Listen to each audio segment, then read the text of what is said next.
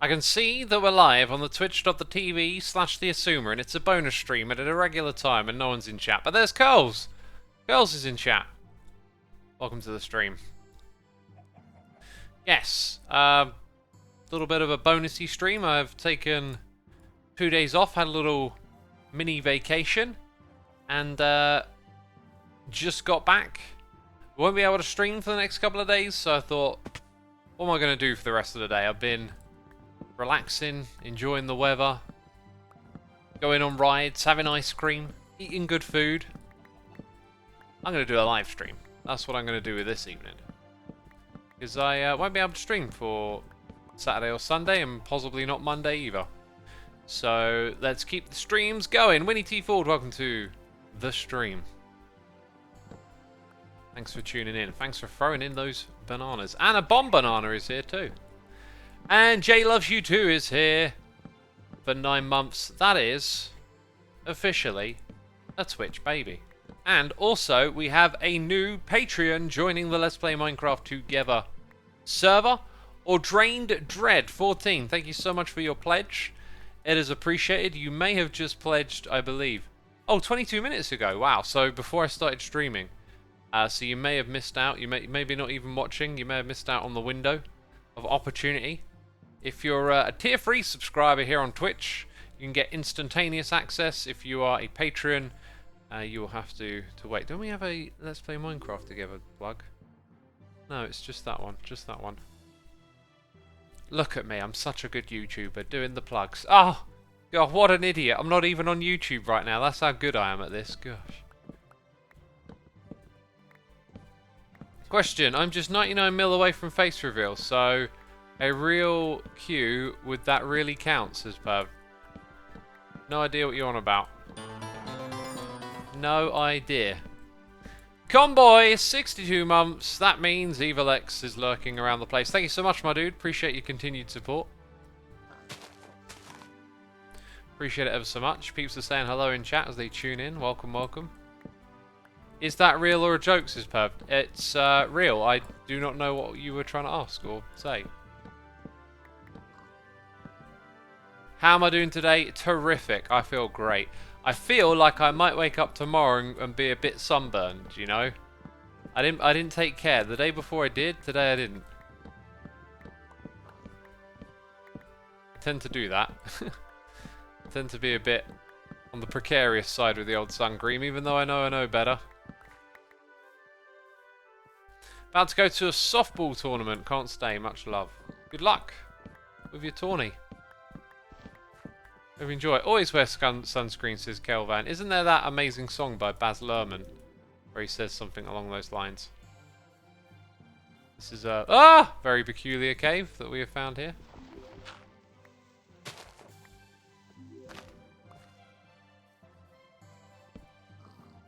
What if X is secretly Brad Pitt, says Daze the Clownfish?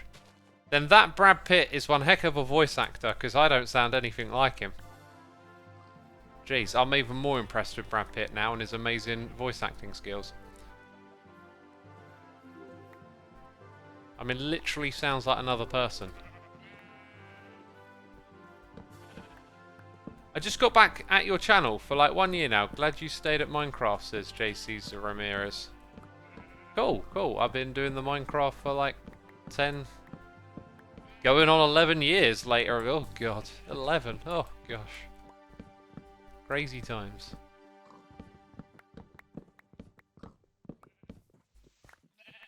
I love that you have a shovel in your inventory and you decide to punch the dirt. Yeah, don't always have to think about it, do you? I think I might be. Yeah, I'm actually chopping down the wrong trees here.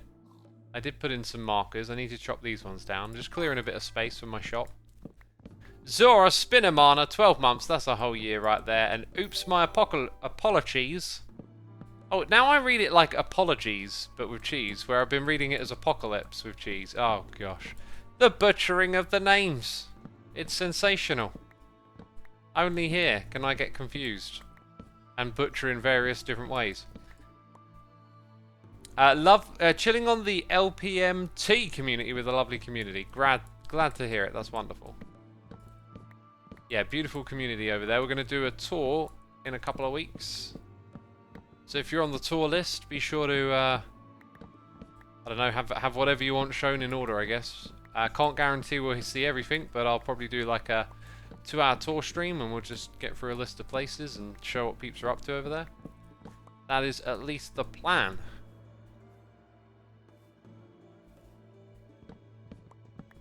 You're missing some wood, says Jumaba. I don't know which wood you think I'm missing, because only I know which trees need to be chopped, right? I am the holder of all knowledge when it comes to the current operation. Girls of Doom gifting a sub to the Jeebus Corner. Awesome, dude. Thank you for giving that sub, Girls. Jeebus, I hope your download pre-show was cool. I heard all about that. I unfortunately wasn't around to check it out. That must have been pretty sweet. I need to schedule me some guitar time. I really do. I really do. I had some weird pains in my hands the other day though. Like I haven't even touched a guitar, and I'm pretty sure it just comes from some extended stays playing Minecraft at the computer. I started getting these weird like strains over the top of the back of my hands, like where, you know, when you move your fingers you see all the bones move underneath the skin, that area. Hadn't felt feelings like that before, and it was like, you probably don't know. I basically don't play guitar because of RSI injuries. Just every time it's just so much pain.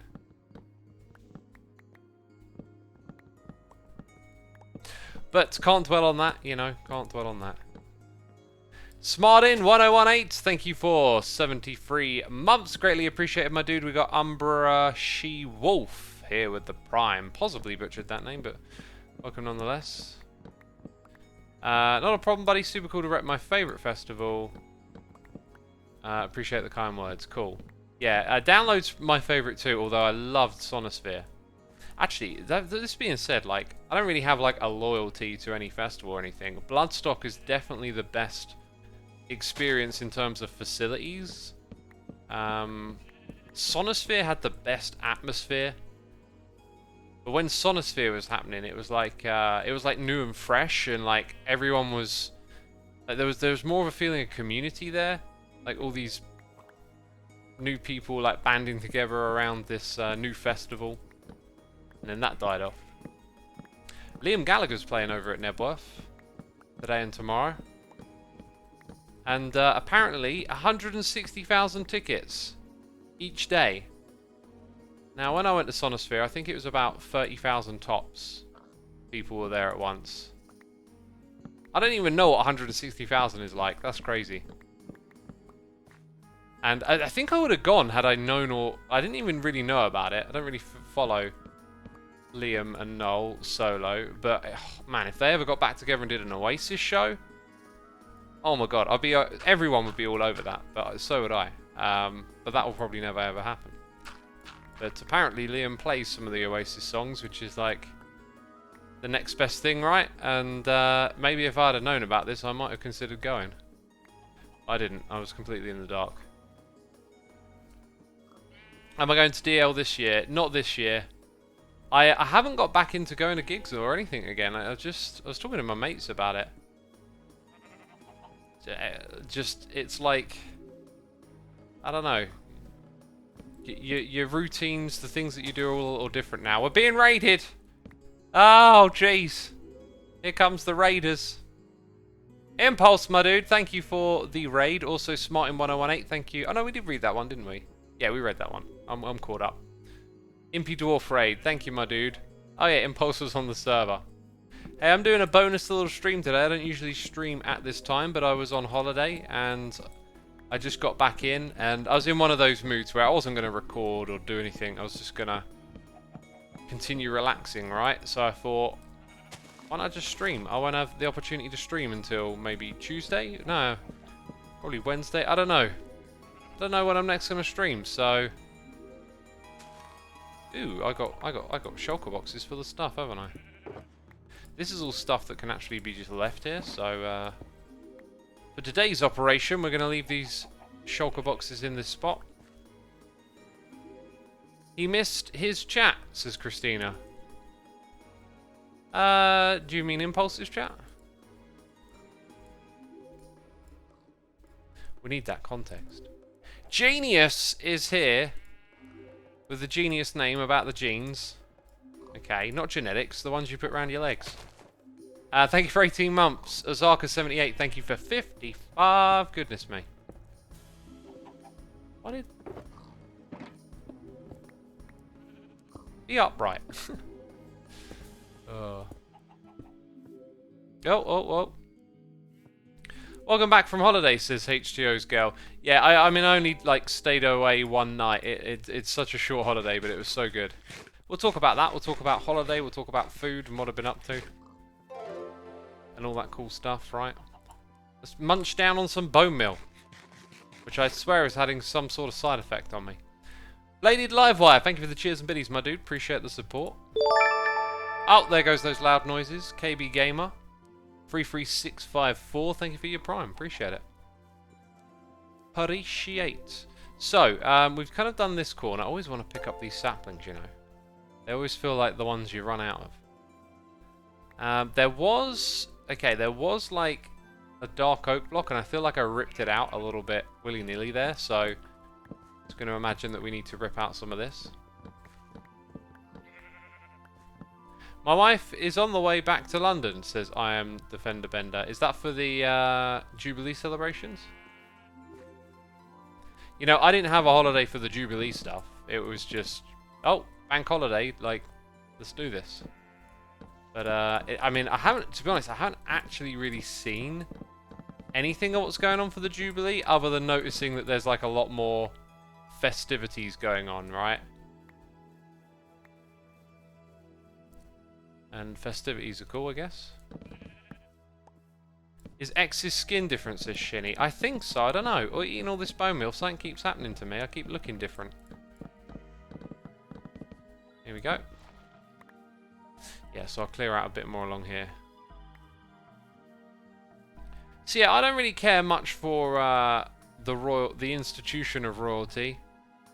I don't think I really agree with it. I think it's an antiquated ideology. But I've been softened up a bit by watching The Crown. And you know, the Queen's also a real human being. And I'm sure, you know, she does what she does with the best of intentions. And so, you know, I'm not too fussed about all that's going on. Really. I don't know, it's kind of nice just to see festivities taking place. So that's been kind of cool.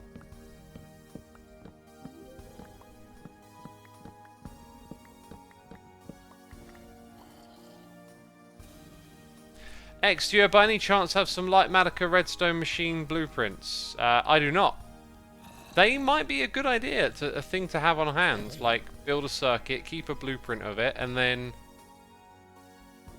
rather than trying to suss out, oh, I need a pulse extender, just go to the blueprint and be like, oh yeah, that old circuit that I've built a gazillion times or whatever. That's an interesting concept right there. But I do not have those things. They would be smart to have. Have you finished The Crown, says the Keys, sir. Well, yeah, I've watched everything that's out, but the 5th season is coming out later this year, I believe. Oh, have you had a cream tea just because? I haven't, however, I got a cup of tea right here. I had some treats. I've had some treats today and yesterday. I don't usually treat myself. I've had 3 bouts of ice cream, okay? 2 are fantastic, 1 was a fail. Let me explain. I've had those, you know, those ice creams that you can get everywhere, time and time again over the years. You know, your Magnums, your Soleros, your Cornettos. I like made a rule for myself that I wasn't gonna have those anymore, and that if I do treat myself, it's got to be something a bit more novel or different. So we went to Great Yarmouth for the weekend, to the Pleasure Beach. Doing some other activities like there, like going around the sea life place, which was absolutely amazing. I saw an actual real life axolotl. okay? And I thought, I was you for a season, and you will never understand what that means. That was so cool, actually, seeing the axolotl. Saw terrapins, which are turtles. All sorts of amazing fish. I spent way too long staring at a seahorse and noticing that the seahorse, it has like on its on its back it has these like fins for moving around, right? You know, it flaps them to make momentum and get about. And then I noticed that it also has very faint ones just behind where you would say its ears were. And it uses them to steer, I believe. Look, why are there baddies around here? It's like outside, middle of the day. Where did you even come from? Anyway, before I went to Sea Life, I found some Reese's Pieces ice cream. Okay, now I love peanut butter and chocolate, and that is what I call the way to do it, right? Like, forget all those standard ones that you've had a gazillion times that always taste the same. You want some freshly made ice cream. This stuff was all mixed up with Reese's Pieces. I was all over that. That was delicious. That was delicious. And then Kelly's ice cream is pretty good. If any of you know the Kelly's brand, they deliver like trays of ice cream to the places that will scoop it up and put it into a fresh cone for you or something like that. So I got chocolate, and it was so good, so good. But then on the way out of the place, on the car journey back here, I felt like having one more treat. Go on. And all they had was a Magnum, and I should have been like, all right, didn't have anything good. Call it that. Anyway, I had the Magnum. It was pants. Like, the Magnum ice cream just isn't that special, and neither's the chocolate. Kind of pointless. Anyway, I'll try and remember that rule for the future. Okay, let's get rid of that one more block, and then all those leaves will decay. That's what I'm trying to do here. I'm just trying to give it a bit of a clean edge. See, look, there's another bit of a messy bit here. Let's get out of the bed and sleep. Proper gelato is the best, says Laser. Absolutely. So if I go to Rome, I'll have gelato every day. Oh, actually, I'm supposed to be clearing it out as far back as that. Huh. I thought I was done here. No. We've got to go as far back as here, have we? Alright, alright. Where are these baddies? Where are the caves? What are you doing? I'm outside. It's the Dark Oak Forest, isn't it? Although, in this update, don't they need, like, even lower light level? Oh, you are a meanie. So, yeah, we went down to, Exisospoil Magnum is pretty good, says Carls. I disagree. Like, Magnum ice cream, you got to remember, like, it's kind of like in what it is. These are treats that are mass-produced to taste the same wherever they go. You know, brand identity and all that kind of stuff. And be shipped to, these are the things you can get at your local co-op, your local corner shops. In the little freezer aisle thing. So these are like the mass-produced, mass-distributed stuff. And they're not going to be fresh, they're going to be full of preservatives to make them taste the same wherever they go and be brand recognized. They're always going to be inferior to more freshly produced ice cream that's delivered locally. So you go to gelato in Rome. If you go to Rome and have gelato, that's some good tea. You're talking about like unbranded stuff because it's all just produced fresh and put together locally and whatnot. Here in the UK, Kelly's is pretty good because they create those large batches of ice cream to be scooped.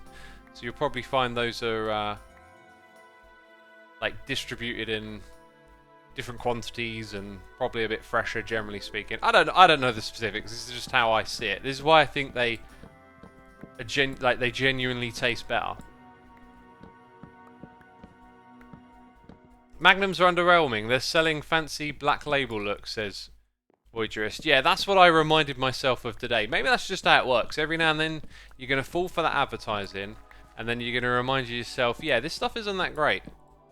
Because the Magnum that I have was not that great. It was just ridiculously sweet chocolate, and then the ice cream is always just a bit bland. And like I was saying, it's the nature of the product. You know, these things are mass-produced to taste the same wherever they go, and they reach far and wide. So they're less fresh, more preservatives, more flavorings. You know, I like that good, fresh, proper ice cream. And Kelly's is like nothing like gelato, but way more in that direction. So yeah, here's okay. So let's zoom out. Let's get meta about this. This is just OX over-analyzing eating ice cream. What is wrong with you? God, I've never heard someone make such a big deal out of picking ice cream. God, what's wrong with you? This is just how my mind works. Ben & Jerry's is good though, says Dino Wave. I can't comment on Ben & Jerry's because I've never actually ate any, but again, far-reaching brands where they always taste the same and they reach everywhere. Like, if you like Ben & Jerry's, I'm going to guess you probably haven't had like gelato fresh in Rome. I hadn't had gelato fresh in Rome until 2019, and when I had that ice cream, I was like, haven't actually had ice cream before, have I? You know? So yeah, it's just the nature of the product. Like, it's always going to be inferior to have some, you know, frozen... we've got to go as far as this pillar on this side. To have some frozen aisle produce from Asda or whatever. Like, the fact that you can get it there means the nature of how the goods turn up there, right? Compared to having some fresh, locally sourced gelato when you're in Rome. I don't know. That's just how I imagine why it is like it is. Anyway, we've talked enough about that. It's interesting how people are so accustomed to sugar, they taste the sweet as good, says Crystal Crow. Yeah, that's it. So for me, like, the Magnum, I could just really taste the sugar, whereas the other ice cream, I could taste it much more of, like, the flavour. But every time, my belly feels a bit rotten right now, and every time I eat ice cream, my belly feels rotten not long after.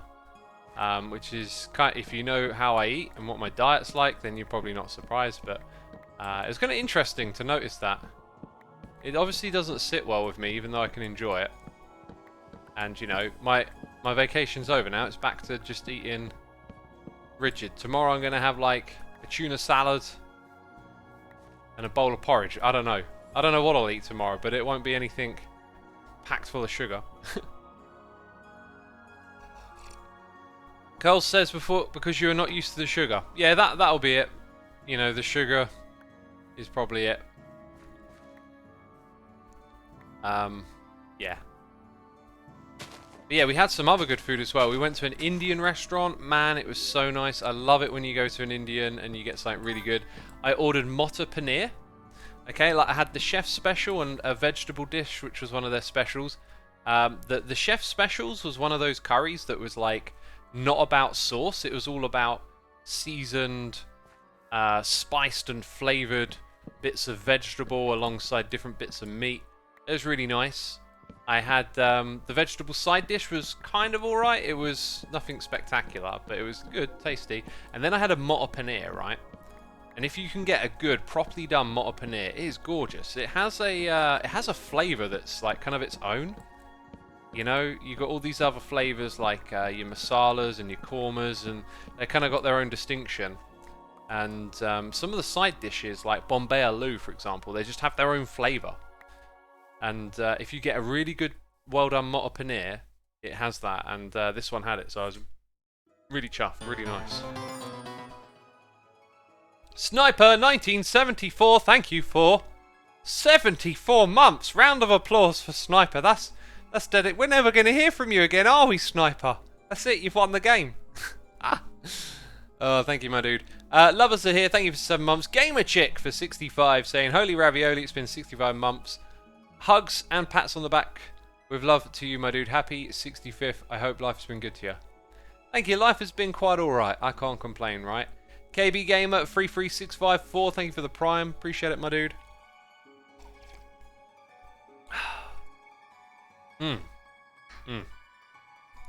I also ordered a roti tandoori. Every time I've ordered one of those, I keep forgetting it's not the same when you order it from a curry house as when you order it from a Caribbean place. The roti bread at a Caribbean place is like fluffy and full of like cinnamon and stuff. And at the tandoori, it's always like really plain. But anyway, yeah, really great restaurant. Also had some fish and chips, some proper fish and chips at the coast. And although it wasn't bad, it was kind of just like fish and chips back here. Definitely way nicer. I had to peel off the batter. The batter on fish and chips is disgusting. Like even when it's nice, it's disgusting. So I didn't eat much of that. Then today, what did we eat today? Had some fruit and milk and stuff in the morning. Had ice cream in the day. Had some unsugared donuts, which were nice. And then we found a Mexican restaurant on the way home. It's like an hour from where I live, so it's not one we're going to really go back to just to eat there. But my God, was it so good. I love Mexican food. And I had this dish called, I think it's palala or something like that. Paella.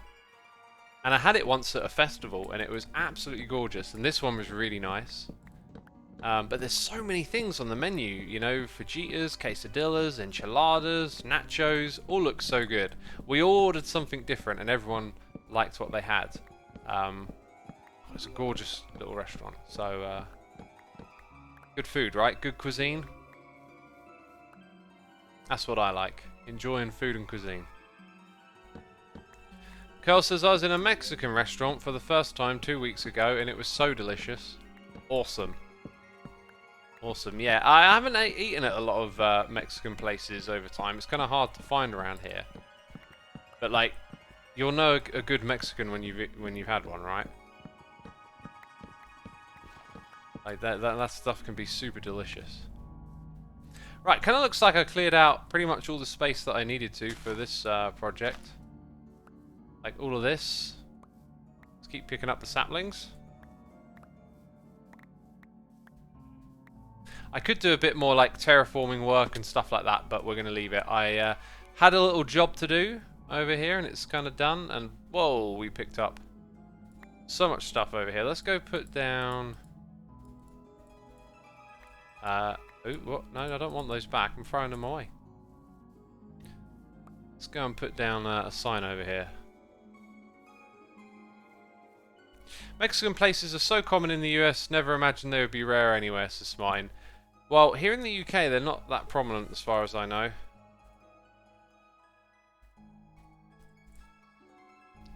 Right, if someone heads over this way and sees it's all cleared out... Oh yeah, I actually wanted to clear the front of this too, so I think I'll do a little bit of clearing around there so you can see the shop as you approach, kind of thing. Looks like we might have some... Oh yeah, look at this. No, we still got unfinished business over here. We're not done yet. So I got to go on some roller coasters.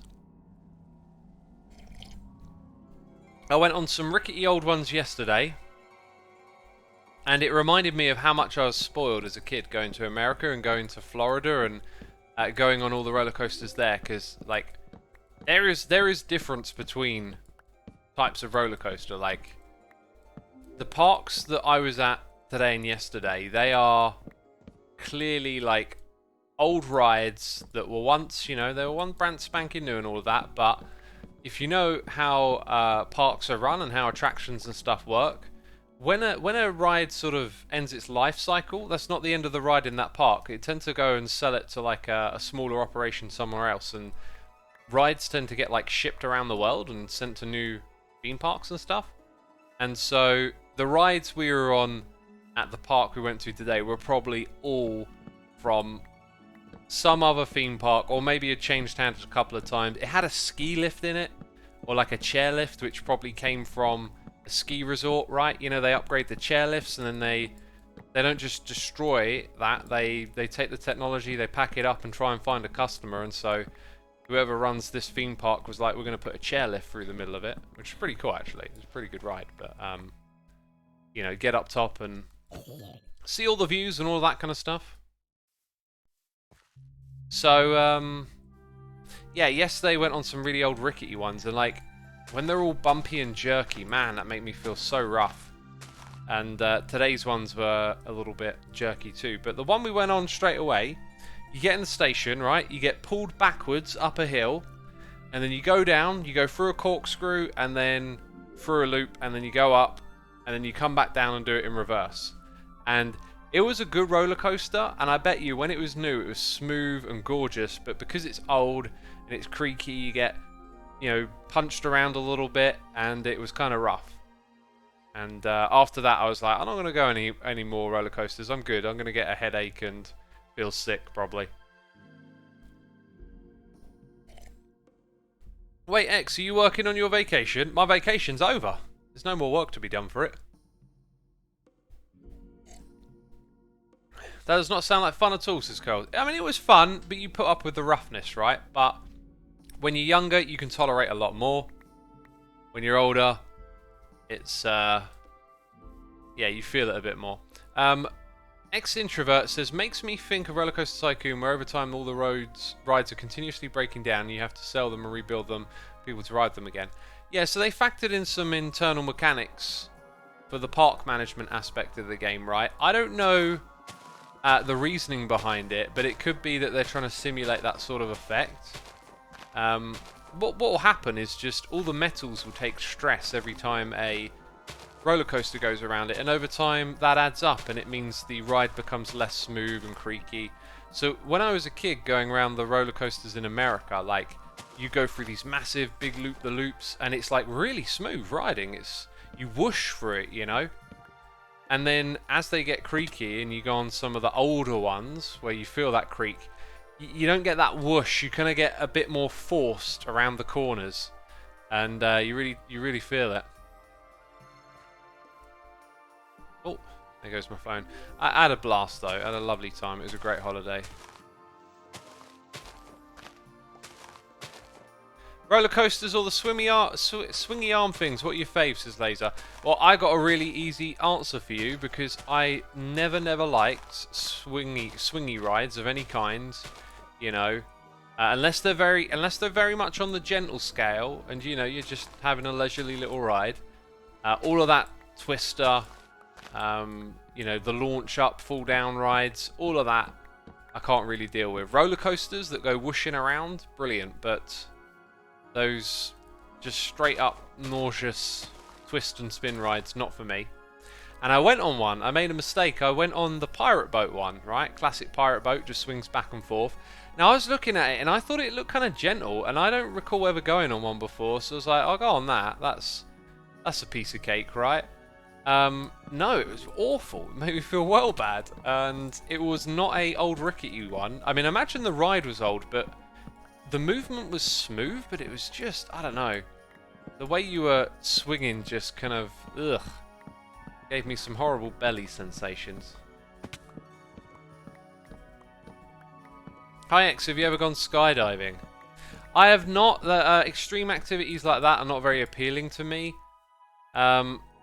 It's not so much like a safety thing. Like, I'm not scared of like it going wrong. I feel like, you know, it's safe. For me, I just feel like if I were hurtling towards the earth, that would just make me incredibly stressed and anxious. And I don't want to be incredibly stressed and anxious, so they're quite unappealing on a practical sense. I mean, I imagine the views are incredible and stuff, but I'm not that sort of adrenaline junkie, I guess. I think why tempt fate, says Christina. You know, I think it's safe-ish. I mean, you could look into some numbers, and maybe it's not the safest activity ever, but you got to remember, like, we as humans are not that great at assessing risk. So if the practice of falling out of the sky and successfully deploying a parachute is like a really solid, reliable one, you know, our perception of it is going to be based on, oh look, you're hurtling towards the earth, and then you pull out a parachute. Like, it'll be a more emotionally driven assessment. And that may not be entirely accurate, right? It's like transport. People tend to think of cars as being safe. What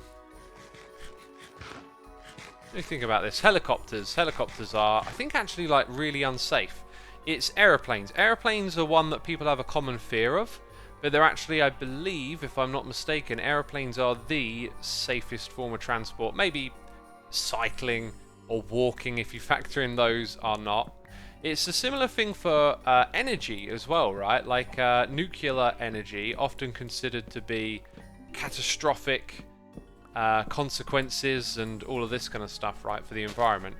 If you were to just compare the amount of nuclear energy that has been provided by such, and then the amount of environmental and human life damage that has come as a cause of that, it is minuscule compared to the amount of environmental damage and human life that has been lost in the creation and use of fossil fuels, oil and coal and all of this. If you look up the conditions of people working in the coal mines, that's, you know, a massive industry, many people getting very sick from doing all of that, and then we burn the fossil fuels, we've got air pollution. You know, we as humans assess things very emotionally, and not always with the right sort of statistical mindset. Bastard Jester says, but Merc Fukushima isn't the one in Japan, like, no one died of it, and the environmental damage is like next to nothing, but somehow it's all kind of misunderstood. It's all like we've been sold a bit of a doom and gloom story about nuclear and it being, you know, having potentially catastrophic consequences, which is not untrue, but then when you assess all the things that have actually happened and compare them to the other types of energy, I think even wind and solar kills more people than nuclear does, you know. And this is about being able to correctly assess things.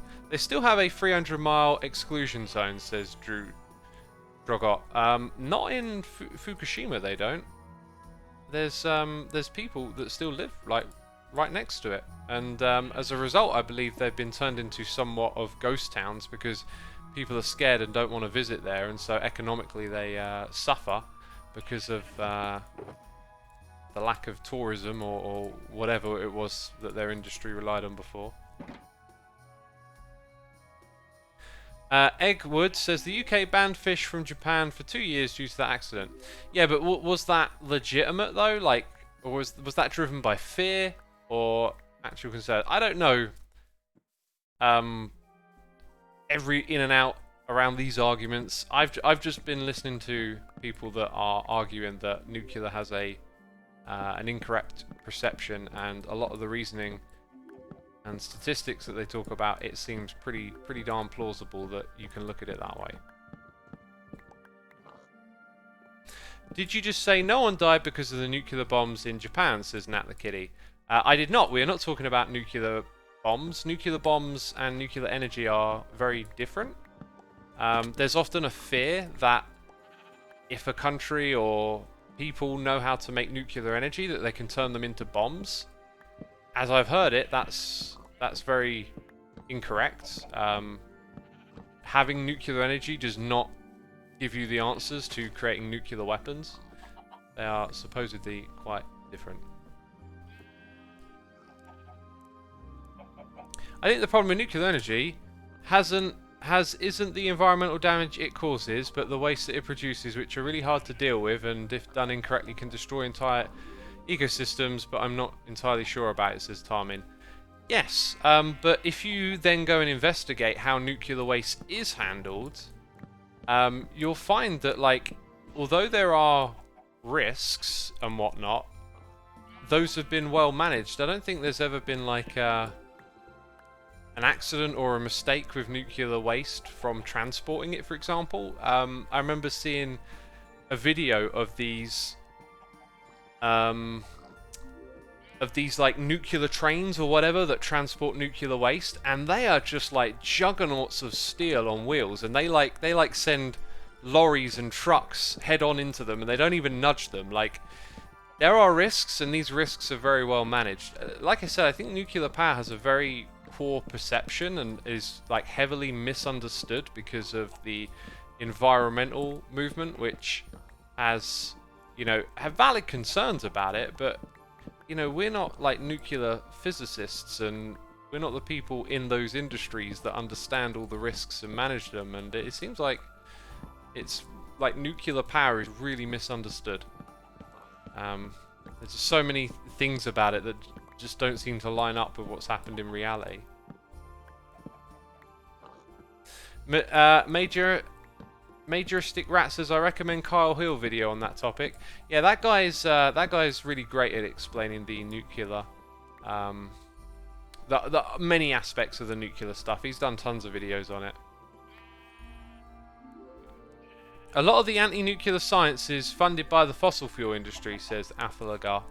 I don't know about that. The thing that I've heard is that, you know, it's the environmental movement that looks at nuclear in a bad light, and it's recently been reclassified by the EU to be green energy now, which I think is a huge step in the right direction.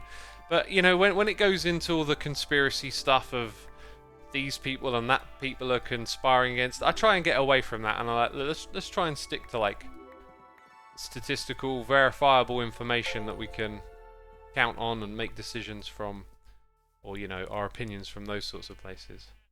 As a French, I can say that 80% of our energy comes from nuclear, and there is nothing more safe, and we have cheaper energy prices and also not impacted by the Russian gas prices, says Archael. Yep, I know all of that to be I don't know where I heard it, but again, I've been like rewatching some stuff on nuclear energy again recently. It's been really fascinating, and yeah, I was looking at how Germany like shut down all of their nuclear power to start burning coal again, which is, coal's much more environmentally damaging than nuclear is, and I've learned about how France is actually getting most of its power from nuclear, and that's why they got cheap prices. So like everything you said there is just like, yep. Yeah, I've been hearing that too. Confirmation bias. That's what just happened. I'm like, yeah, you confirmed that thing I already know. You know, and if we had moved on to nuclear energy like properly, and like really embraced it, you know, earlier on, we might be like nowhere near the problems we are now with all the pollution and CO2 emitted. Remember, nuclear power doesn't emit CO2. I mean, I don't think like nuclear power is the be-all and end-all. We've always got to progress and find new and better ways of doing things, but it just seems like such a great advantageous solution to get away from fossil fuels and move on to the next thing. Dyson Sphere when? Yeah, when? Good question. There's a game, Dyson Sphere Project. I actually want to get around to playing that game at some point. I think the reason I won't is just because it's another Factorio life-sucking game by the looks of it. You know, in January next year, if I have a break again, I'll probably do like a variety streaming month. I thought that was really cool. And I've actually got like a growing list of games where it's like, oh, I want to play that eventually. I want to play this. That one might be on that list, but it's kind of one of those, it's not a one-off stream. You're going to get sucked into it. I think the Chernobyl incident has caused a lot of unnecessary fear about it, says Misclick EU. Yeah, the Chernobyl incident is obviously a big part of that. I think, you know, the incident can teach us a lot, and it's not something to be brushed under the rug or dismissed, but just learning the actuality of it all that happened. You can see, you know, mistakes were made. We need to learn from this and do better, but you know, that accident happened because of two things in my mind, based on what I've learned of it. One is like individual neglect, and the other is a system that puts ridiculous pressures on individuals to produce results. And if you can iron out those factors, then something like Chernobyl seems far less likely to have happened. You know, some people talk about these disasters as if they're inevitable because we're using nuclear energy. It doesn't seem like that to me. It doesn't seem like it's just some inevitability. By the way, we had some gifted subs, and I've just been waffling. Okay, I've been making waffles. God, we drove by a waffles and pancake house. Do you know how difficult that was for me to not slam the brakes on the car? And be like, pull over now! God, it took every bit of my being. Rabid Turtle, thank you so much for the gifted subs. To Ailman, Kashmir Witch, Happy Sparky, Travesty, and Kane Collin. Y'all been gifted subs. Be sure to say thanks in that chat. Also, Ishindo, thank you for your Prime subscription, and Zarke Goa, thank you for 17 months to support, my dude. We got a message from Curls saying from Google. It's not from Curls, sorry, it's from Google. Google's here saying, as surprising as it might seem, riding in an aeroplane remains the safest mode of transportation, according to recent research. Aeroplane accidents are only responsible for 0.006 deaths per billion miles of travel. Most plane crashes involve privately owned aircraft. Right, now this is what I find fascinating about statistics, okay? We love to, like I've been doing, the statistics say this, the statistics say that. The statistics always have bias in them, no matter what they are. Someone tells you these statistics are not biased, that's already a bias. Like, everything requires further context and deeper understanding. You see here, it's aeroplane accidents per billion miles of travel. Now, I would have assumed whatever number would have been pulled up would have been per journey, right? So maybe if you take all the data that you got and you make it about per journey, I'm not saying this is true, but what if aeroplanes are then not the top one, right? What if they're then not? Because, you know, like your perception of this statistic is kind of important, right? I wouldn't have thought you would count these things per mile of travel. I would have just assumed it would be per trip, per journey. I don't know why I'd assume that, but it makes me now think like, oh, maybe I need to think differently about these statistics. Maybe they mean something different to me. Also, people fear like airplanes because they consider it to be like a horrendous way to crash or die, right? This is often, you know, when people discuss incidents like school shootings, of which there has been, you know, a rise in discussion of that again recently. It's like sometimes, you know, we pull up these statistics and we forget about the emotional weight, which is an irrational weight, but one that we should consider that gets put onto these circumstances. So although someone can go, well, you know, you're more likely to get run over than you are shot today or whatever, it's like, well, there's an emotional component here too. Is one of these supposed to be in there? No, all this stuff's going to stay here. Alright, so for our next project, we pretty much only need... Actually, I'll tell you what, we want... We're going to pick up junk along the way, but we want these two chests to do something kind of cool today. Right, and everything... I'm going to chop down this little bit of tree here, too, and then that's it. We're going out of here. We'll let those leaves decay. Cool, we're out.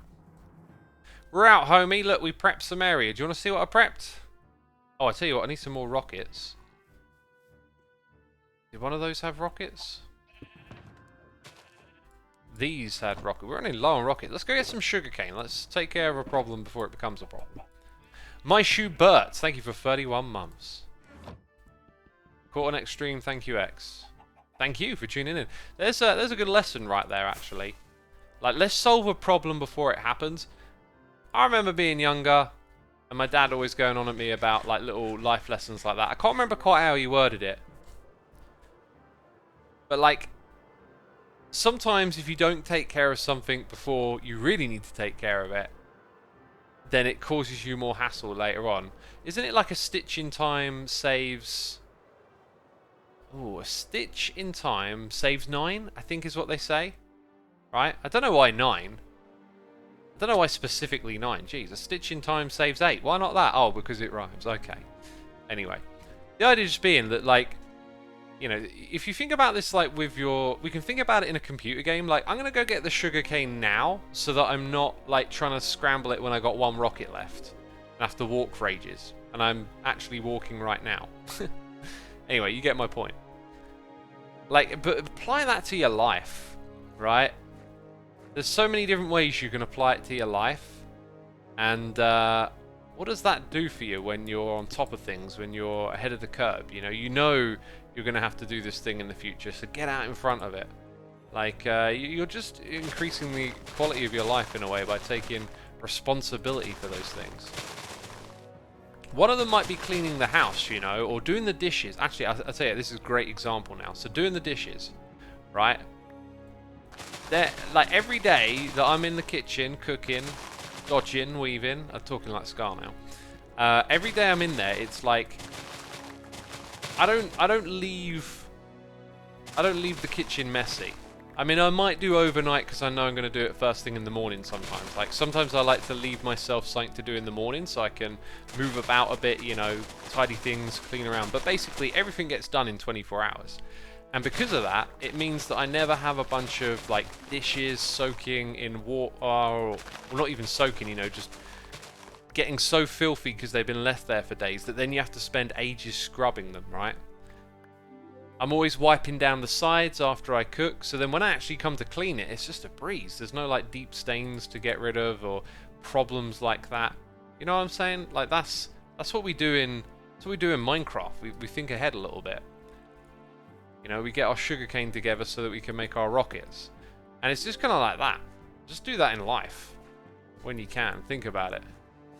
Dodging those chili flakes burning on the stove. Did I tell that story, Coles, about how the chili flakes made me actually inhale fumes that felt like death? I don't recall talking about that on stream. Is that one of my stories that did I talk about that one? B Sky Glow says yeah. I don't know if I talked. I don't recall talking about it on stream. Okay, I'm waiting for someone in chat to be like, I have no idea what you're talking about. You didn't on a stream of yours. You told it to Scar and he posted the video. Oh, so when I chat to Scar on his. Ah, and that's why it came up today. Interesting. So I didn't tell it on stream, but I told it on Scar's stream. Yeah. Yeah, okay, so for anyone who didn't see that. Yeah, I was cooking and I threw these chili flakes on and like immediately, pretty quickly, it's just like this sort of sensation, smell. Like I could call it a smell, but it was more like a... almost like maybe a tightening in the throat. I don't know. It was in the throat area. It just felt poisonous. Like if I stay here in consuming this, I'm gonna die. That was the impulse. Now I could walk out of the room. I was, you know, not about to die or anything dramatic. It didn't feel dramatic, but it definitely felt like, look, I can walk out of the room, but if I stand here, this is not good for me. And it was just a very strange sensation. Mad Cow Chow, thank you for 30 months of support. Greatly appreciated, my dude. Hope you're enjoying the streams and having a good time. Look, this is all the gunpowder I've got right here. What am I going to do? Oh, no. Oh, no. Rockets for days? Not really. I guess I'll go drop all this off at my base. That's kind of like my new storage area. I'm going to need like a junk chest over there. You Macedonian yourself. I don't know quite what Macedonian. You literally cook pepper spray. Interesting. I haven't been pepper sprayed. I haven't been close to pepper spray. I've been at football games where pepper spray's been used, but I haven't experienced it in a way where I know. I would not have thought that's something that you would get sprayed with. I always thought as pepper spray as being like a sting. That's how I imagine it. But this was just like a feeling of poison. Oh. I know exactly how you felt with that. I had to clean up after spilling some ghost chili sauce. Really tightens the chest, making it harder to breathe properly. Interesting. Interesting, yeah. Yeah, it was... I wouldn't say specifically... Oh, yeah, I've come here. I've come to my base the wrong way again. I wouldn't say specifically a tightening of the chest. I'm not entirely sure, because it was a while ago now. I'm sort of like remembering it, and that means my brain's recreating it and all this. Pepper spray at a football match. Pretend shocked face you're kidding, says Ebony the Sponge. If you're an American, okay, as I understand it, in football, American football, you'll go and, you know, hang out on the parking lot cooking up food and go inside and cheer all game and all merry and happy and it's a good time. Here in the UK, okay, there is something called hooliganism that is still alive and present to this day. And a lot of football involves a bunch of angry men shouting at another bunch of angry men whenever something happens in the football. They score a goal and they start going, ooh, yeah, and flipping them off and all of this. And I've seen all sorts of violence and hostility that it's like, oh God, why is this happening? What is wrong with you? In a compassionate way, it's like, hey, you're a human being. There's emotions in your life that cause you to put yourself in harm's way. I've seen, you know, people just get their head kicked in because they want to be a hard man at the football match or whatever. It's very different culture from here to there. What was the original remark again? I've totally forgotten it. Oh, pretend shocked face that you're kidding. So yeah, so there's always clashes with police at football games. I mean, like when I say clashes, maybe not like big deal things, but if you go to a football game, you look at the away end, and there's probably going to be this part of the ground where all the people that want to gob off are like as close to one another as they can be, and the police are always in the middle of that. And every now and then it just means pepper spray and stuff gets used, right? Like that's just how it is. Right, I kind of want an empty shulker box to bring with me. My parents have contracted me to clean our house every other Saturday for $. It leaves a good routine for me, and I've planned out those days, sometimes washing rugs or shower curtains the night before, so I can start the bigger tasks in the morning. Having musical podcasts going so I can lose track of time and finish things quicker. That's great, my dude. That's great. That sounds wonderful. That sounds like a really good thing for you to learn. Some responsibility. You're planning ahead. You're thinking, like, you're learning some stuff that will be valuable in life. You know, thinking ahead, being responsible, doing the job properly. That's great. I like hearing that. Let's pick this one up. This one right here. Yeah, I'm also going to need a few other things. We can probably grab it all out of the ender chest. Ah, yes, the Great British Game, says Sammy Spoon. It is a great and beautiful game, the game of football, but the hooliganism that surrounds it is just disgusting. It's tribalistic and just, I don't know, people acting out emotions they haven't learned to deal with, you know. Like I watched a guy jump over the barrier, run across the pitch to then, you know, flip off the other fans, jump into the crowd and get their head kicked in.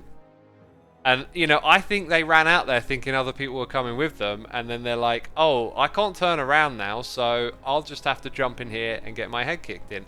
And, like, what are you thinking when you do that? Like, what is happening in your life? What is your emotional state? Like, I think these people have got, like, traumas and probably have, like, bad relationships and whatnot that are just manifesting into this bizarreness that is hooliganism.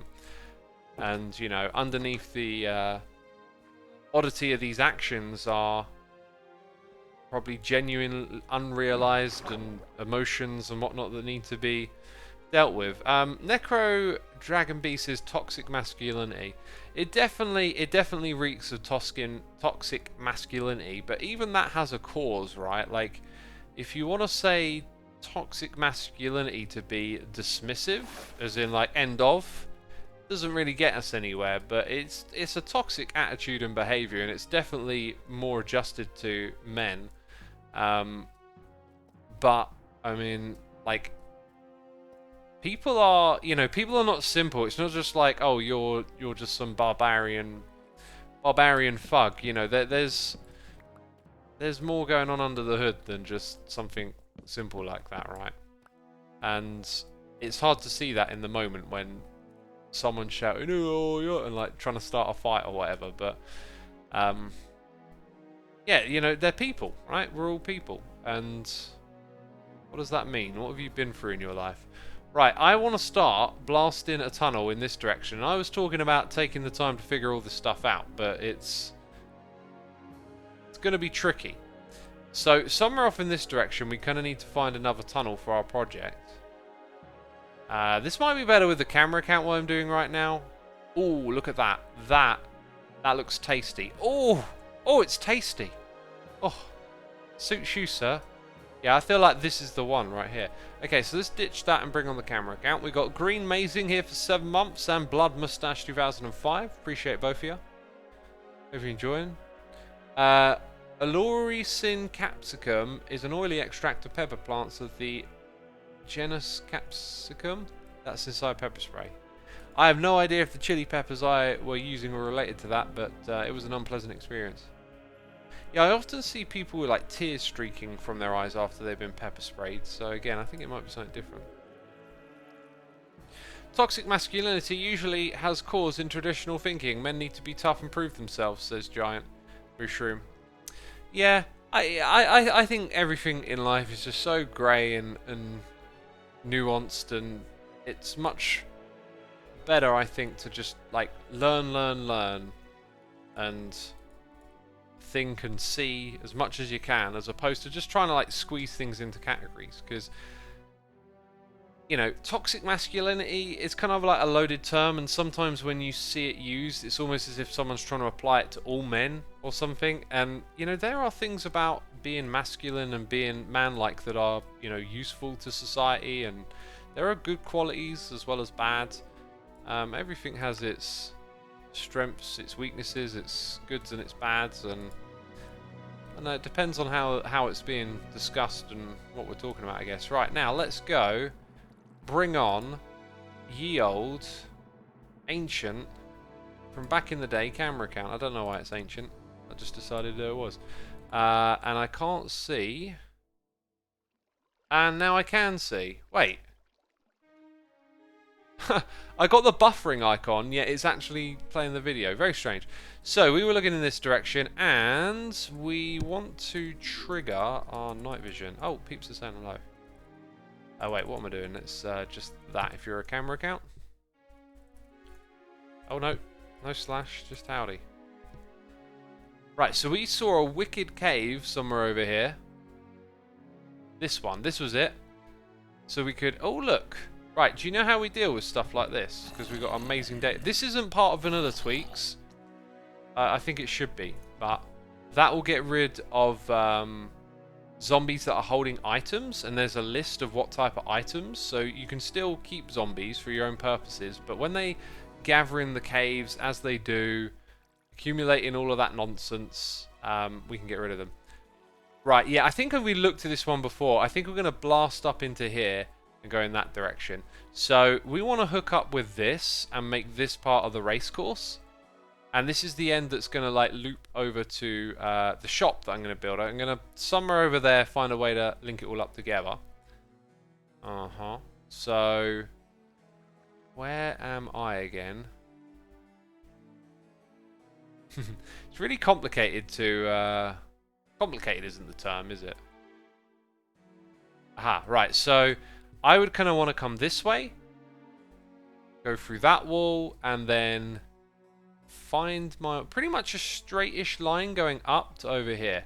So let's try and get through these first little bits.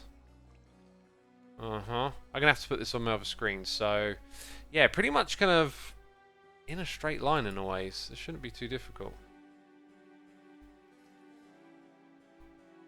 Spaghetti Caves, right? Says Half Ken site. Spaghetti Caves it is.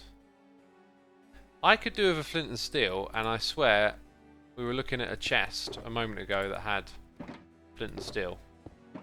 Like 3 or 4 of them, I swear. I think it was back at my base. I swear I do. I don't know why I'm swearing so much. God, I'm effing and... Oh, stop swearing! Oh! God, I don't know what that sounds like. Okay. Let's grab a little bit more of this. We're probably going to use a lot of that today. That's going to go in here. Right, and so we would fly through here. Now, some of this is just kind of in the way. Not in a delightful way, though. Don't really know what my plan is here. Is this stuff instant mine? No, you need the thingy too, don't you? You need the thingy too. What's this noise in me? It's Bell Stephen gifting a sub to the Thinky. Appreciate you gifting that sub, Bell Stephen. Thank you for your generosity. I'm sure the Thinky will say thanks in chat. Yeah, I feel like the TNT needs to be used like as a chain effect. So like we chain our way where the tunnel is going to be through the terrain.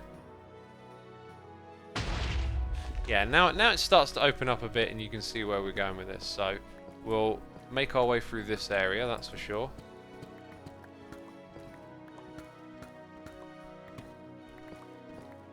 Is X swearing like a pirate again, says Irish Bottle. No, I'm not. Oh, that old joke, eh? That old joke. Oh, he's a comedian. Right, let's go up here.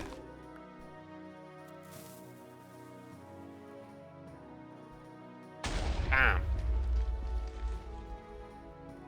Right, let's go up here. Oh, no! Well, yeah, actually, okay. You're kind of helping. In a way.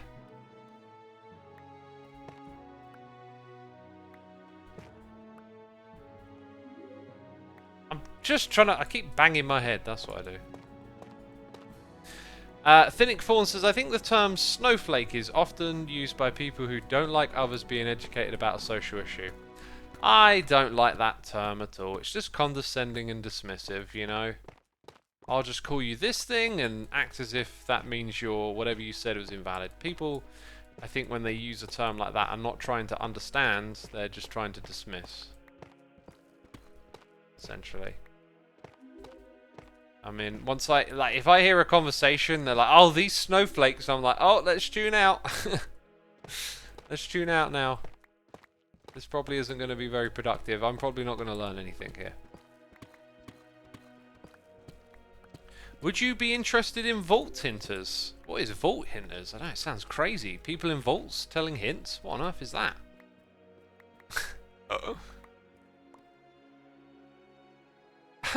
Jacob Rees-Moog called me a snowflake the other month. Quite happy about that. I know who that bloke is. And, I don't know. Wear it like a badge of honour.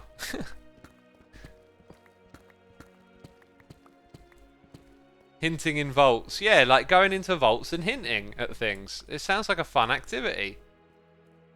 You know, going to a big old vault. What's that over there? What are you doing?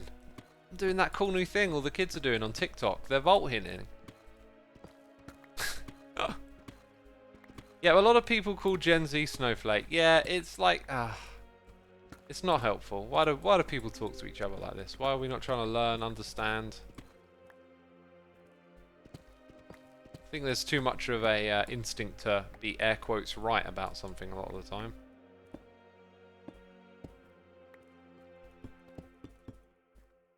Is it the new Tide Pod challenge? Yes, but less destructive. Less bad for your health. Right, where was that old camera account on mine, eh? Where was it hanging around that? So, we opened up this bit down here. Oh, I could do a better job of that. And then this one's next. Yes, it's basically like, let's get rid of the big pillar. Let's try something different on this one. I think what I'm going to do is sort of go up and in. Oh, do you know what would be really good about now? Being able to see. Oh, that's so good. That's so good. Whoever thought of that, eh?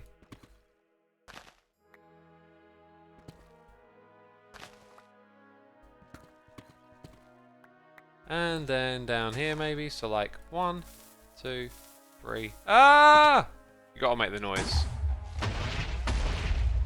Kinda helped a little bit, didn't it? Just a little bit. Okay, can I place that? Nope. Can I place it now? Yeah, okay, so like... Booyah! And let's not forget what's behind me that needs doing too. Snowflakes are so pretty, why would they be used as negatives, says the Thinky. I like your attitude, they are. Snowflakes are cool. Fascinating things. I remember watching some cool videos on them with like all this amazing little details and factoids, and now I can't remember them. Which is the story of my life. I'm always watching fascinating videos about amazing stuff and then not remembering it properly. X, do you feel Hermitcraft is vanilla with all the tweaks, commands and data packs? Says Hafkin's site. I think that Hermitcraft is... I feel that Hermitcraft is vanilla with tweaks, commands and data packs. It is what it is, my dude. It is what it is. I feel like vanilla is not vanilla as it once was. It's no longer the purest must be played this way game. It's the shape it how you... Ah, well, I'm trying to talk and place blocks. It's the... play the game how you want to play the game now, I think. I brought a new laptop. Now I can watch streams over 480p without lagging out every second, says the Thinky. Awesome, my dude. Awesome. I got a new laptop too. I've been setting it up with Windows 11, and I kind of wish I just stuck with 10. Now, I know that, you know, you got to change with the times and keep up with stuff, but my experience of Windows 11, now that I'm sticking to it, is pretty much... That's my opinion of it. No, my opinion is pretty much like they've tried to add and this is, okay, I haven't done the deep dive or, you know, really gotten too into it, but just my experience so far feels like they've tried to kind of beef up the UI and make it feel a little more glossy and seamless and less technical, right? But it's just clunky. It just feels like every time you try and do something, you're just, there's the Windows 11 and here's me clicking through to the Windows 10. That's what it's felt like a lot of the time. Yeah, I'm getting flashbacks to digging out the slime chunks, and it's like, this isn't great. This isn't a great method for getting rid of all these blocks. Oh, you're dead. Right, let's check out that noise in the air. I'm going to have to minimize the camera count. We got Forks of Chaos here saying, hi, X. Although I don't agree with some of your opinions. Oh, you don't agree with me? I really appreciate the rational thoughts and approach to them. Cheers. Thank you, my dude. We're never all going to agree on everything, are we? It's fine to disagree. But let's do it civilly. Okay? And hey, look, if someone disagrees with you, hear them out. Learn from them. Understand why. Don't be afraid to have your own viewpoints challenged. Okay, let's really go for it over here. Let's just like make a big old dent. No, go away. I kind of need the camera count to assess this. Forks of Chaos, thank you again, my dude. Yeah, we do actually need to like open that up pretty consistently. Pretty substantially, maybe that's the better word. And I like words. And I want to be a better speaker of English. I want to be a poet who doesn't know it. Yeah, no, I am trying to be on a mission to articulate and improve. I got to improve mindset for everything. Just, you know, I catch myself reading words too quickly, butchering names. I got to do better. X, have you upgraded to Windows ME yet? I upgraded to Windows ME a long time ago. God, I really liked Windows ME. Like, I remember having Windows 98 and a lot of crashes, and then I switched to Windows ME, and it felt like there was significantly less. But compared to today, like, oh my god, playing games on Windows or doing anything on it, you just used to crash. Like, computers are so much more stable today. I remember just, it was just part of using a computer that probably every time you used it, it would at some point crash.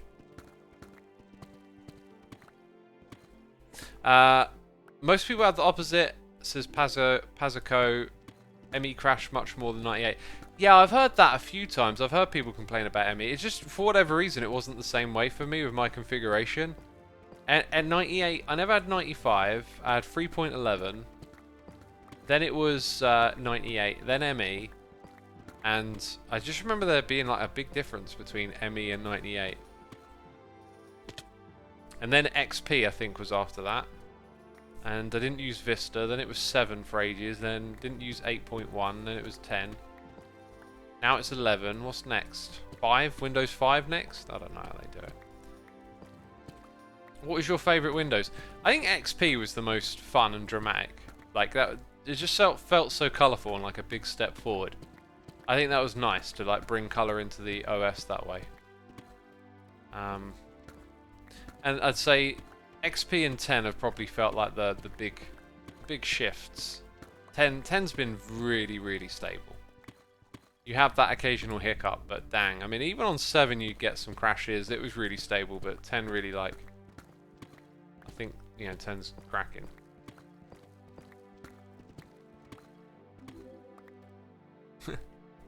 Everyone's talking about their favourite Windows now. I like double glazing.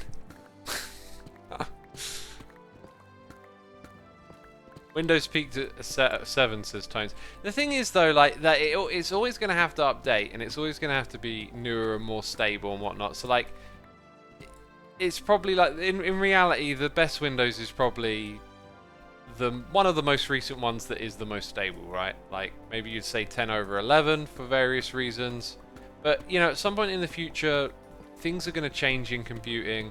And then a newer edition of Windows is just going to have a whole bunch of stuff on it that you're actually going to need to upgrade for, right? and then that'll be the one. Ugh. I'm getting double zombie sounds now, aren't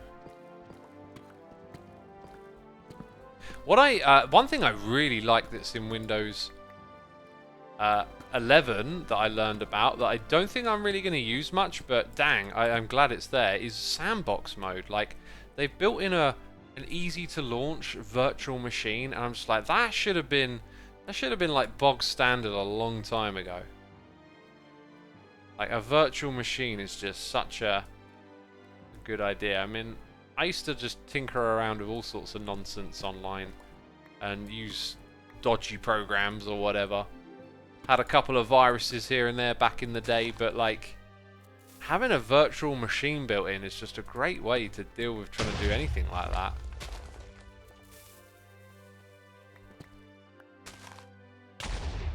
Right, we're going with the top-down approach now. We're gonna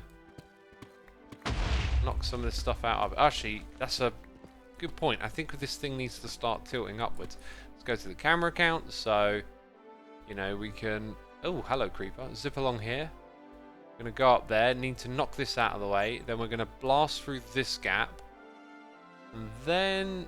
Yeah, we're going to need like a trail of TNT going a really long distance, actually. I mean, we can kind of come into this cave a little bit, but it's going to be a while before we meet up with that. So some work needs to be done. And we need to kind of come up into the stone region, I think. So yeah, let's get on it. Let's get on it. What's the virtual machine for, says the Thinky. Well, so when you have a virtual machine, they should be safe from what they call breakout, which is where whatever you do in the virtual machine doesn't actually get to your system, right? So it's like a box, a sandbox. You create a temporary Windows in a sealed environment. So let's say you download dodgyfile.exe and it's got a virus in it. When you run it on your computer, it just gets all over your computer and does what it wants. When you run it in the sandbox, it can't escape that virtual Windows that it's in. So if you see it starts corrupting all those files inside your virtual window, then you know it's dodgy and you don't have to have it contaminate the rest of your computer.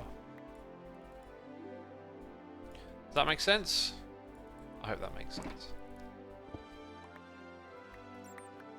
A Faraday cage in reverse. Now you're going to have to remind me what a Faraday cage is, because that feels kind of weird to think of a sandbox in reverse to me. Why am I not using more of this TNT?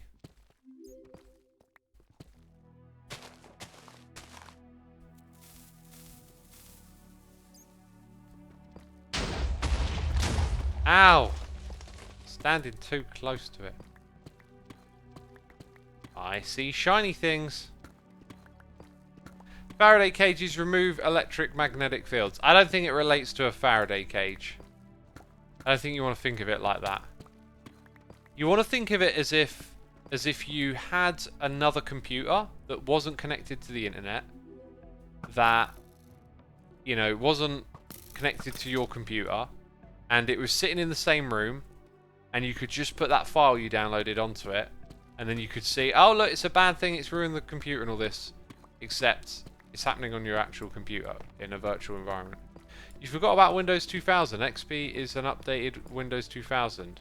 Never liked XP. As someone who has worked on fixing computers, XP seemed to crash a lot. Seemed like a bloatware version of 2000. Well, you know, the reason I liked XP is because it was colourful and just, I don't know, it just felt like it made Windows much nicer to be in. Like, that old antiquated grey boxes and stuff. I'm talking aesthetics, not functionality. I mean, back when I used those ones, I didn't really know, like, what the... Depends how you use Windows, right? Like, if you're a system admin, you're going to have a totally different want and need from this thing. So, I was just, you know, some kid in school, and we had Windows XP on it.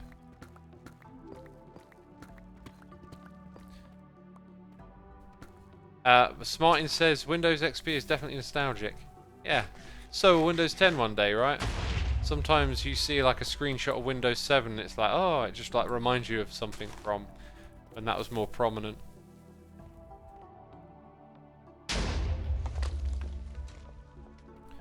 You could use moss and bone millet to instant mine the deep slate. That's an interesting idea, really. I'm not sure that's going to be great for the tunnel we're going to do, right? Well, we'll do the tunnel next. Well, in a minute. We're gonna do it with the replay mod. Maybe I'll show some replay mod stuff online if I create a replay with it. Yeah, we're gonna do it like that. So we've opened this area up a lot. There's a bit of a dodge here. That's cool. And now you just got to get look at this. It's actually got a gap over here too, I think. Ooh, okay, right. Let's get rid of this here first. I'm gonna double up here. Oh. Okay, dang it, too close. I ruined that. Okay, maybe one more over here then.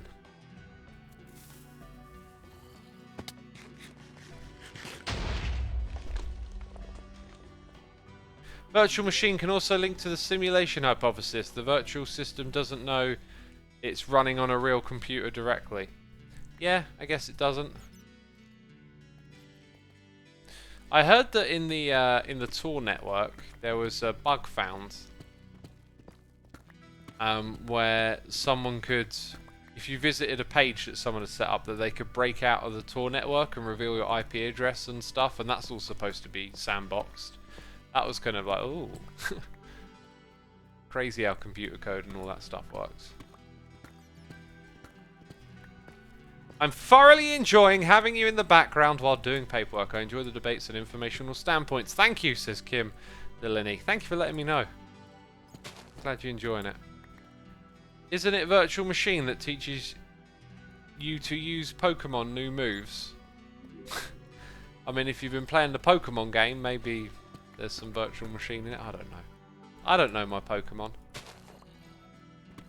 I'm not really big into Pokemon. Oh, do you know what? I talk about like finding something new to get into. I think I'm getting into chess. Like I am just loving playing chess and puzzles, and we'll do a chess stream soon. Maybe we'll do that.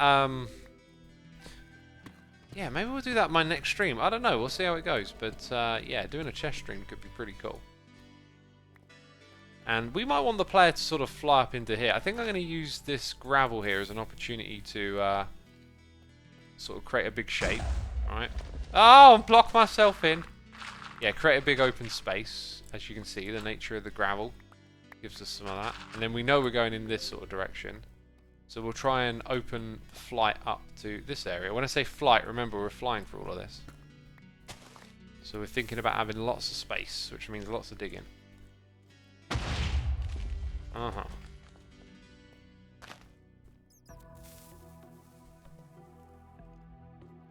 Chess in Hermitcraft? You know, if you could do it in a way... Can you make a chessboard in a double chest? You can't. You got 6x9. If you could do it in a way where you could just seamlessly move pieces, I would love to play chess with my fellow hermits. But creating the whole banners or some sort of intermediary, maybe is the way to think of it, to have the chess game playable in Minecraft. It's always like slow and sluggish. You just want to actually use a proper chess board. Excuse me. Maybe I could like play chess games with the other hermits. The other thing is like what's weird with chess is it's a thinking game. So like, I mean, I could any day just play a casual game with a hermit, right? But because it's Hermitcraft, I'm immediately thinking, you know, content or whatever. And then I'm like, oh, so we got to talk throughout this chess game and entertain people. And it's like, nah, you want to sit and think, you know? Can you imagine? What's one of those famous chess players, like, what's his name? Kasubnik or Knopf or something. The one that the IBM machine beat. Can you imagine if, like, you go watch some, like, retro video of, like, 1984, the IBM machine beats Magnus Kasparov is the name from chat that I'm getting here. And he's all like, he, like, makes a move. He's like, yo, guys, we just moved pawn to d3 and we're gonna play this strategy. And, yo, hit that like button if you want to see some crazy chess moves going on right here, right now. Starts giving you the hype YouTuber talk. That'd just be so weird. That'd be one heck of a skill to play a game like chess while giving it the YouTube waffle at the same time. I mean, look, I'm barely cognizant right now. I'm just mindlessly breaking blocks. But imagine factoring in all these different moves and strategies you could be making. Yeah. I think there's some streamers that are probably pretty good at playing and commentating by now. That's a skill, developing those two things together. If you think about it, like, if you play chess and you're understanding the game, you're making moves. If you've also learnt to play chess that way whilst talking to people, you might be able to go like a fair bit further with that. You might get pretty good at actually just playing the game and letting your thoughts flow at the same time. Now, obviously, you don't want to do that when you're playing against someone. You're like, yeah, I'm going to move here and, butcher your queen. And they're going to be like, well, I'll just block over here then. Thanks for telling me. But like, if you're talking to your audience and the opponent isn't listening, that's one heck of a skill. I know you're joking, but there are some Grandmaster YouTube chess channels like that, says Evans. Oh dear, I don't know if that's good or bad. I think it's good for chess. I mean, it's just the way things are now, right? That's how everyone talks. Kids. Everyone's seen or knows a kid that's gone, hit the like button. Like, that's their first words. Ah, little Johnny said hit the like button. He's going to be a YouTuber one day. Apparently a lot of kids these days, I keep hearing this anecdotally from people that I know and whatnot, but apparently a lot of kids today say they want to be YouTubers when they grow up. Oh, what was I listening to? I was listening to something about fame. This person's thoughts on fame. What was it they were saying again? It was very indicative of... Indicative? Is that the right word? Like, it was a critique of fame and how people pursue it. And, yeah, it just kind of wraps into this whole notion of, like, wanting to be YouTube famous. A lot of people, like, want to be YouTubers. But, like, it's not like, I want to be this type of YouTuber. Like, I've got this passion that I want to share on YouTube. It's just, I want to be a YouTuber. And that's... I guess there are YouTubers that are just, like, people who, like, share their life and probably call themselves YouTubers from that perspective. But I think if you want to be a YouTuber, you don't. Like, what you want is you want to have a passion to share with the world. You want to have something that YouTube facilitates. Maybe I'm getting it wrong. Maybe people literally just want to be seen on YouTube.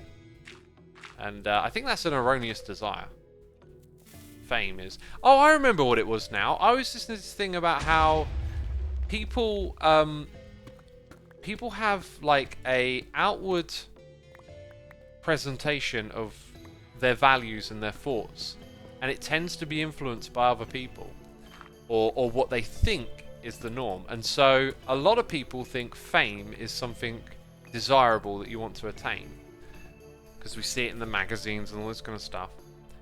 But it turns out that more, air quotes, secretively, that's not what people want. They actually value things like honesty and integrity and all, all these good, decent, old-fashioned human values. And that's what people value, or that's what their beliefs are, when they're just kept to themselves, when they're personal, when they don't have to talk about it with other people, when it's their own thing. But once you like, it's public, people... Let me start again. People have beliefs and values, right? And publicly, externally, they tend to be more towards what they think people should value and desire and want, rather than what they actually want themselves. So all of this polling and research is done amongst different demographics to try and assess and find out, what do people actually think. If you give them the option to say, like privately, regardless of what anyone else was, what do you value? It turns out that like people actually value morals and decent, strong human values, and not all this fame stuff, right, that we all seem to think we want. And it's deeply fascinating. Curls says people think that society values fame when they personally don't share these values, and no one really does. It is what they think people want When they don't, it is the research of Todd Rose from his book Collective Illusions. There you go, Carl's with the answers. Yeah, I think maybe I was listening to a bunch of stuff about that book. Because I spend all day listening to stuff and I just forget where it starts and ends, really. There's a quote by John Steinbeck. It has always seemed strange to me, the things we admire in men, kindness and generosity, openness, honesty, understanding and feeling, are the committants of failure in our system, and those traits we detest, sharpness, greed, acquisitiveness, meaningless, egotism, and self-interest are the traits of success, and while men admire the quality of the first, they love the product produced of the second. That's really fascinating. That's a very interesting one. I think I understand that pretty well. You know, when you go look at the world of business and whatnot, it's much more cutthroat than it is compassionate, right? And in those realms, things get done. But I would refer back to the old lack of environment A and environment B, the testing grounds, you know. We might be able to move into a future where compassion and those sorts of values are much more central to how we run our worlds and our lives and our communities and whatnot, but it's a hard one to say if that'll create a better future or not. I don't know. I get exactly what you're saying though. It's a really interesting quote.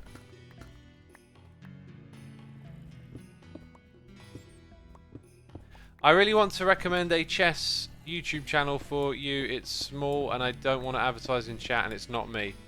Tweet at me, Gross Jr. I'll be down to watch. You know, if I could find, I guess, a channel that just kind of, you know how it is. Some stuff clicks for you, some stuff doesn't.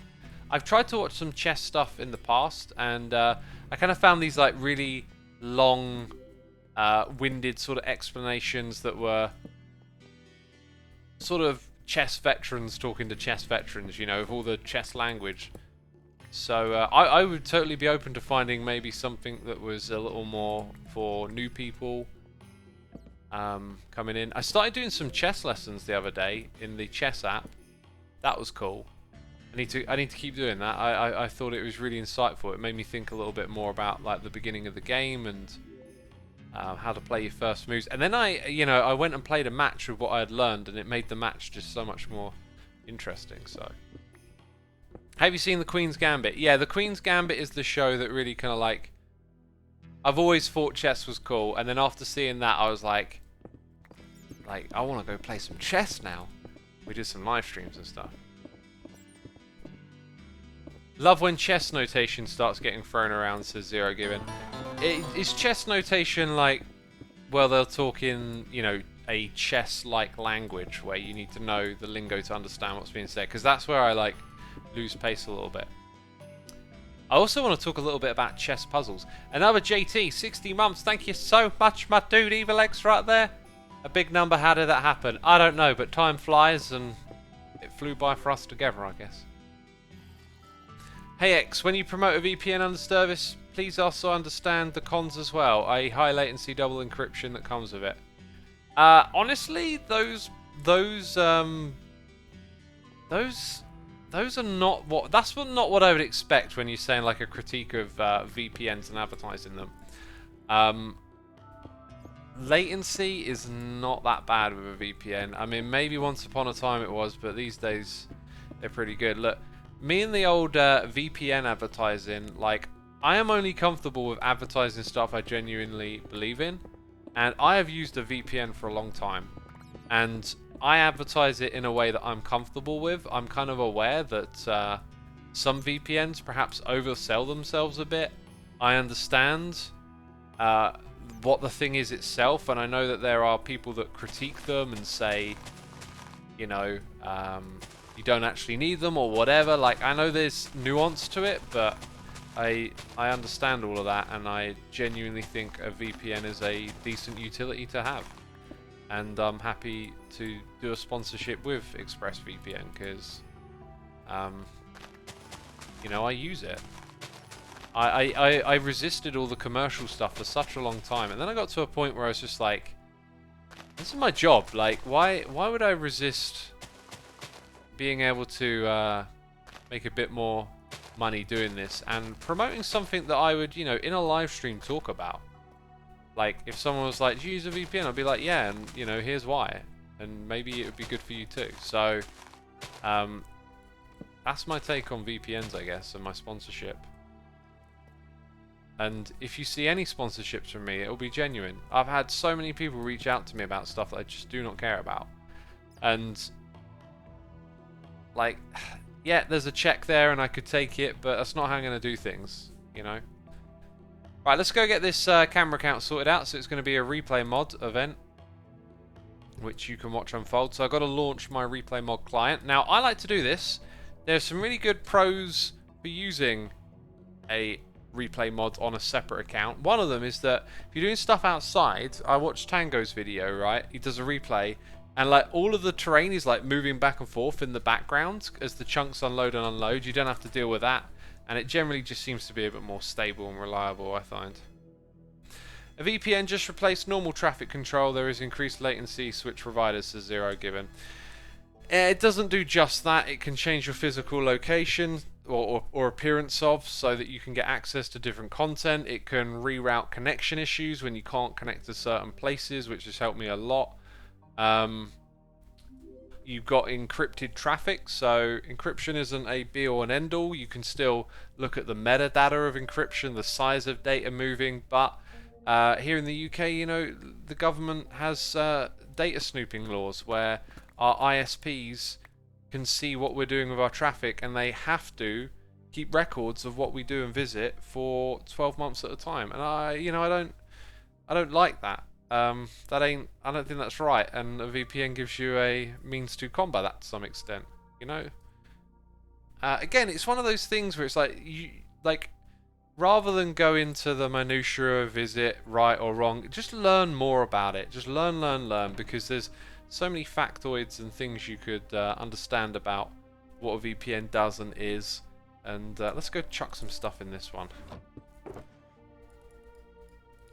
And, you know, the more you know, the more you realize there are use cases for it. There are all kinds of factors and things to be considered. And it's not just like this open and shut case of like VPN bad.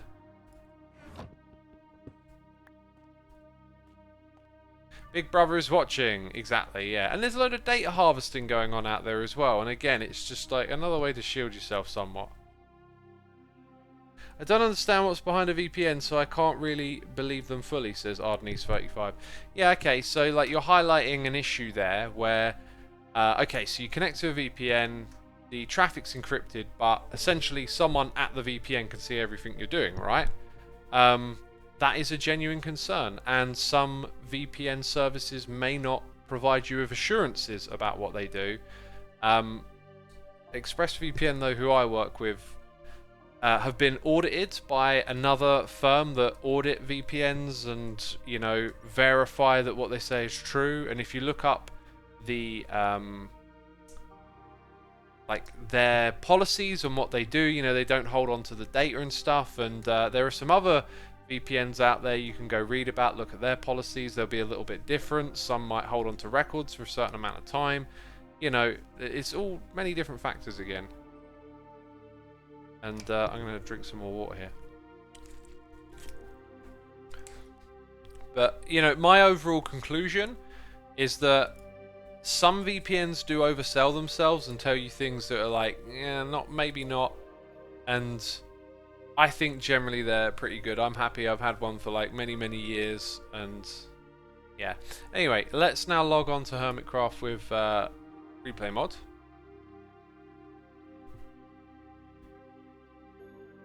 Oh my god, blow it up already, says Maramoose. I got you on the edge of your seat. We were going to talk about something else right before the VPN thing. It was chess puzzles, I believe. So we're going to come back to chess puzzles. So Tnt Explosion, then chess puzzles. Right, now let me go look at this thing. I don't want to move around too much while I do this. And it stopped. Before I even saw anything, it stopped. This is going to need a second pass, but I'm pretty impressed with... Oh, do you know what? Do you know what's annoying about this? It did good because it was blowing up stone, but now it's not. Now it's down here. Like, I should have maybe gone a bit higher, because it's dropping down a lot.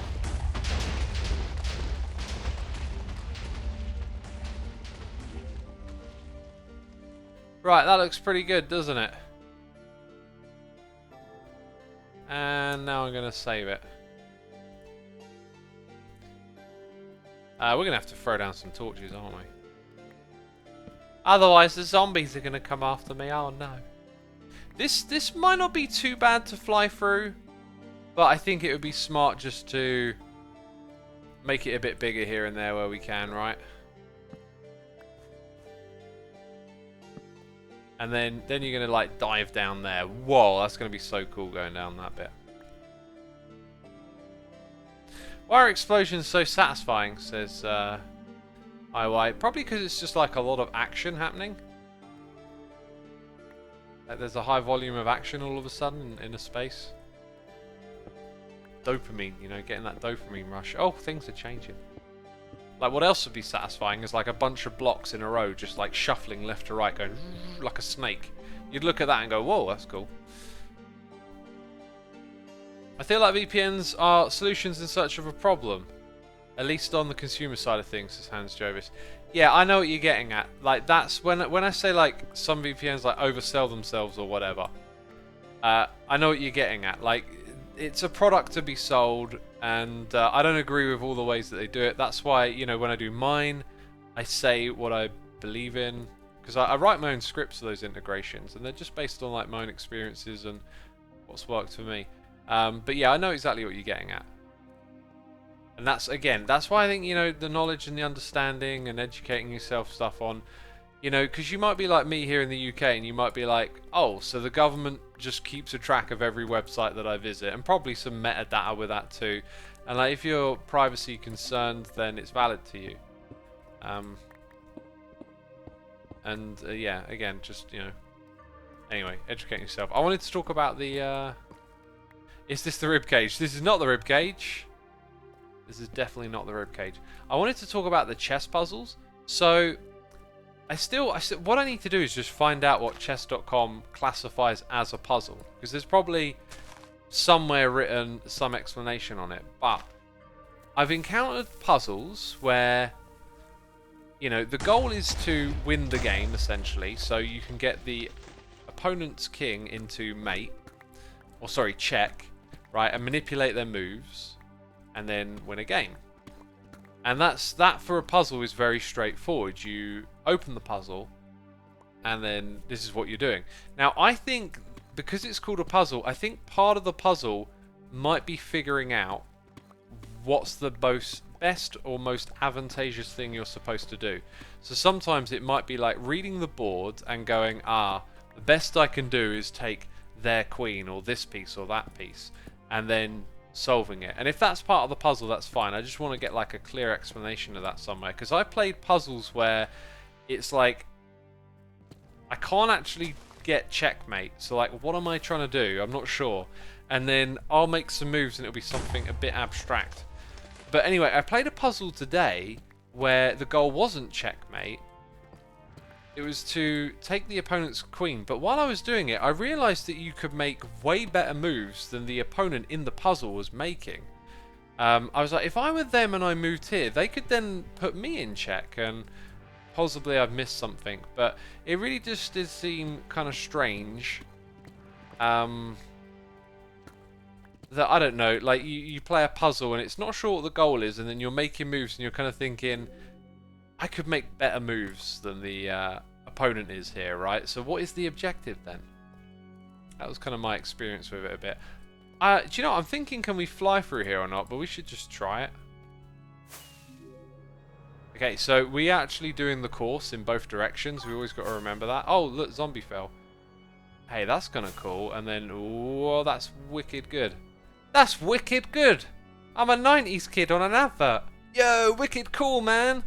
Jeez. Who let this guy out? Right, yeah, I think just trimming off a few blocks on the sides here and there is pretty much all this needs. That was actually, like, really good. Dope and rad and sick, says the Thinky. Yeah, proper naff, wasn't it? Oh, the 90s. Oh, the 90s. Right, yeah, we were at the theme park today and just like ringing each other up. I'm over here, you're over there. Like, constantly just like drifting apart from one another and then drifting back together.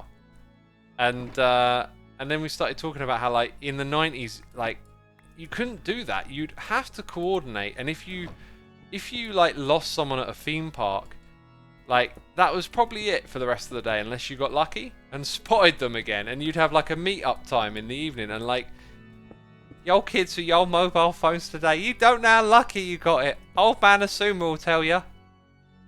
I'll tell you, you young'uns, gather around and listen.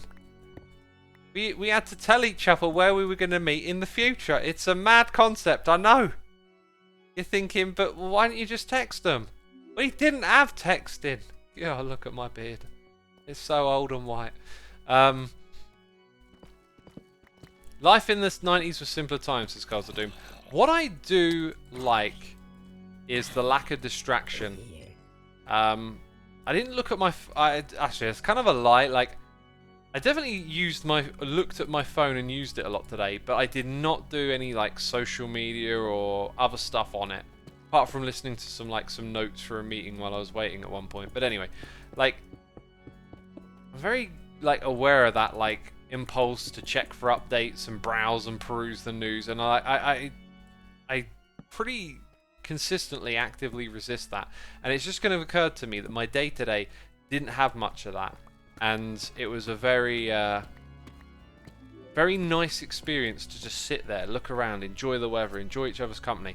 And I feel like it would be nice to like carve out space to home in on that a little bit more, like maybe have a dinner, like a no phones at the dinner table dinner every now and then, something like that. I think would be a really nice idea. Because like the amount of times you talk to someone and then all of a sudden they're just like, you're mid-conversation and it's like, oh, you're checking your phone. It's mad like what these phones are doing to us. Right, let's now go to the replay. I need to type in explosion. I'm not going to do the replay right now. We might do it in a little bit. I'm going to add some bones, so I'll minimize that. In fact, let's get rid of the source too. Where's the source? There it is. Cool. We had a noise in the ear. JB Martin is here for 8 months in a row. Thank you so much, my dude. Hannah Pug Lover for 6. Wonderful. Thank you so much for half a year. All phone in the middle of the table. First one to check their phone needs to pay for everything, says Carls of Doom. That's great until you realise that you pay with your phone. Ah, got ya. I pay for everything with my phone now. I talked about that, didn't I? That was a dramatic talk that we had that one time. Yeah, no, I like resisted using my phone just because I was like, I don't know why, I just have one of those weird ideas in my head of like, oh, I'm not going to do that. I don't even know what I was thinking. And literally day one of using it, and it's like, and now I use it all the time. There was no resistance. I don't trust paying with phone. Do not trust this, girls. Yeah, that was probably it for me. Maybe it was trust, and like I haven't had a single issue doing it. I haven't had a single issue. Although when we checked in at the hotel, I got charged for one of the hotel rooms. They insisted that I paid for it when I'd already paid for both on hotels.com app.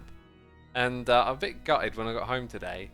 And I'm like, there was something up with this. Like, why are they insisting I have to pay? Like, it would make more sense if I had to pay for the whole thing. Right, but like apparently hotels.com have paid for one room and I've got to pay for the other. No, I've already paid for that. And I got home and checked the credit card and it's like, I've been charged for it. And I'm like, ah. Now I've got to get on the phone. I've got a feeling this is going to be a pain in the arse. And sometimes, you know, sometimes I'll let it go if it's a small amount of money. It's like, it's not worth it. But it's a right old chunk of change for a hotel room.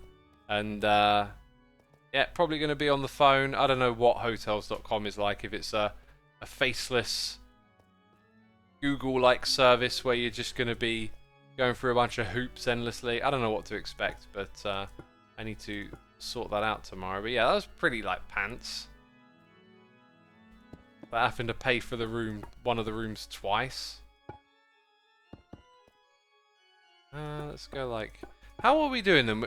Back there we started doing these hoop shapes rather consistently, and now over here we're going to be doing them differently. I think I'm going to change the top of this a bit. This is where we need to start using the scaffolding. You just paid them after they claimed you had to pay again. I have put up a proper discussion about this with them and checked my bank account and stuff. Wait, with hotels.com.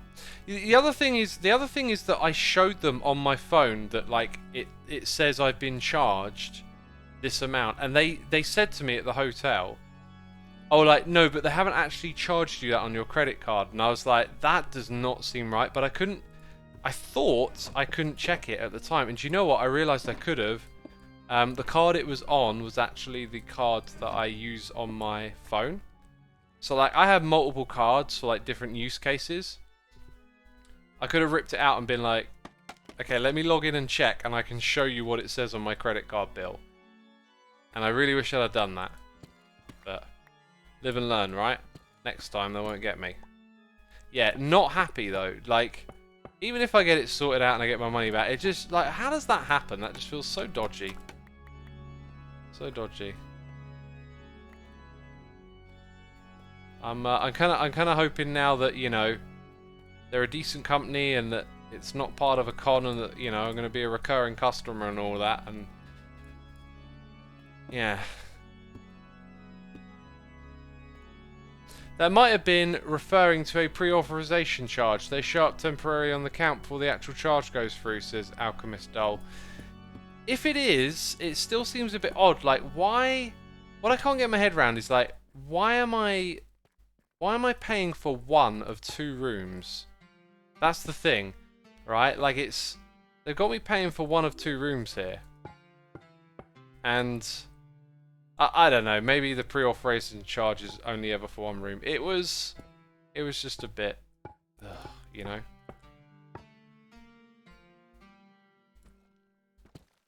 You know how it goes. These little things happen every now and then. Look, I'm not dead. I'm alive. I won't let it stress me out that much. It's annoying, but it's not as annoying as being dead. So I'll just crack on with it, you know.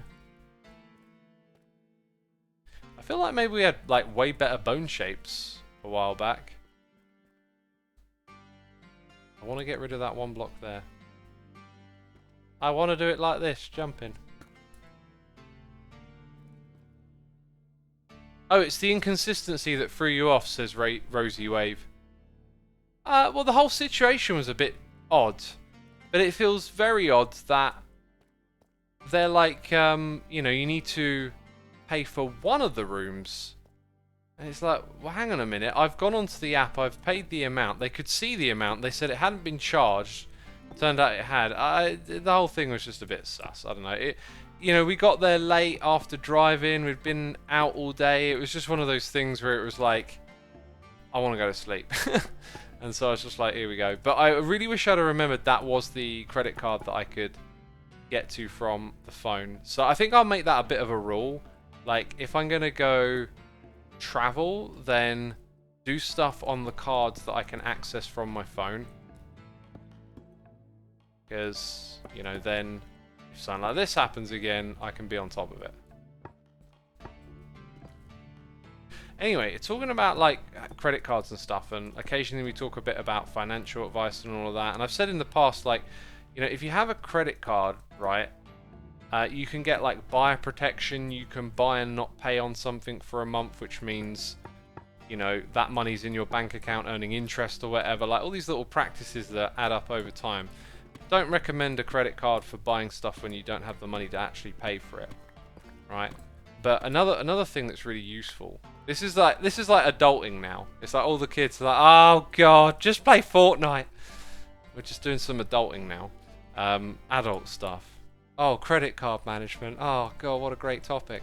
Like, I've got like several credit cards, and the idea is that you they have different use applications. So like one's for food, one's for buying stuff online, like Amazon.com online, and then one is one that I can access from my phone if ever I need to. I forget what the other one is.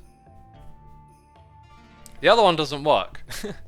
The other one was for Marks and Spencer's. I got one of theirs and I can't get it to work for some reason. It doesn't activate. Anyway, got to utilise the cashback, says Kimmy Dillon. Yeah, and that's the other thing. You shop around every now and then. Just go have a look at what's on offer, and if there's a credit card that's like, we'll give you 0.5% cashback, just sign up for it and then use it and forget about it, and you save up a few pennies, right? Just hustling for those pennies.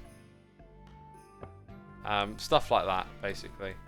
I don't go crazy with it. Like, if you really need to make every penny count, you could go deep on that stuff and shop around for bargains and whatnot. But I just do what's sensible, what feels sensible to me. Carl says, I'm perfectly fine one credit card. Having multiple and keeping track of them would give me anxiety. Yeah, I think you need to feel anxious about having multiple ones, right? I mean, maybe if you're on a tight budget and you're worried about overspending, but you can just change the limits on them. I don't know. See, Green Mazing says, I don't go crazy, I just have a few credit cards. Again, it's like, don't think of it like I got credit cards and I'm going, well, hey, let's max these all out. Give me the Lamborghini. No, I would spend and behave the same way I would if I had one.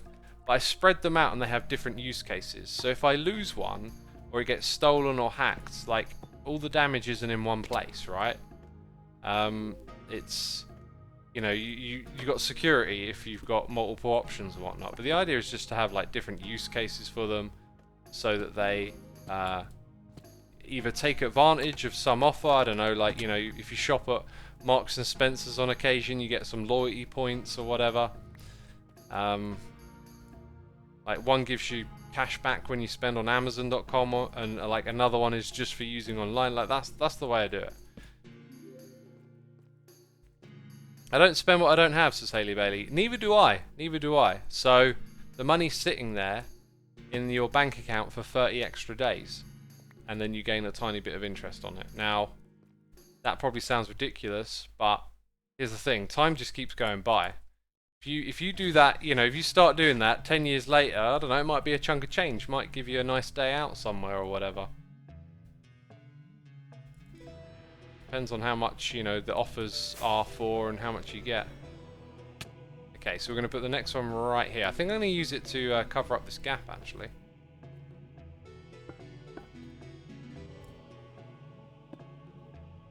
The pennies add up eventually, says Rosie Wave. That is the idea. The old quote is, look after the pennies and the pounds will look after themselves. Anyway, you don't have to be frugal like me. You don't have to do any of this. I just thought I'd mention it since we were talking about all this hotels charging fiasco with credit cards. I'm going to be on the phone. It's going to be annoying. I know it. That works when you actually make interest, says Kel Vandy. Well, yeah, interest rates have gone up now, haven't they? So, yeah, you'll notice it now. Maybe not for the last couple of years.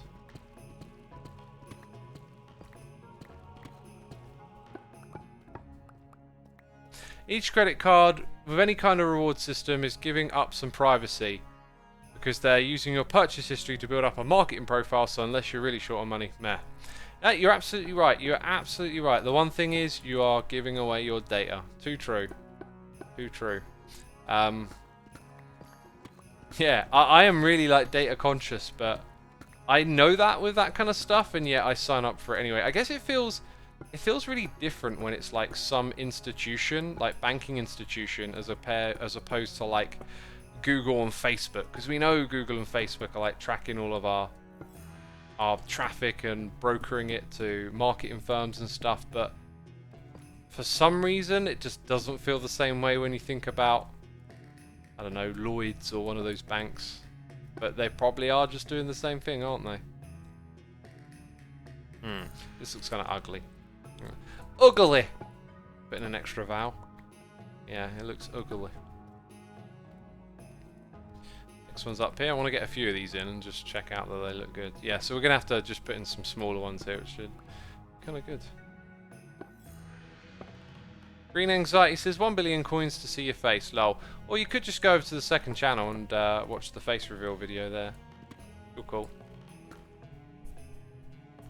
But you're right to game the system. Banks usually exploit their customers' laziness, says Green Mazing. Oh, they do. I heard about something that just blew my mind a while back.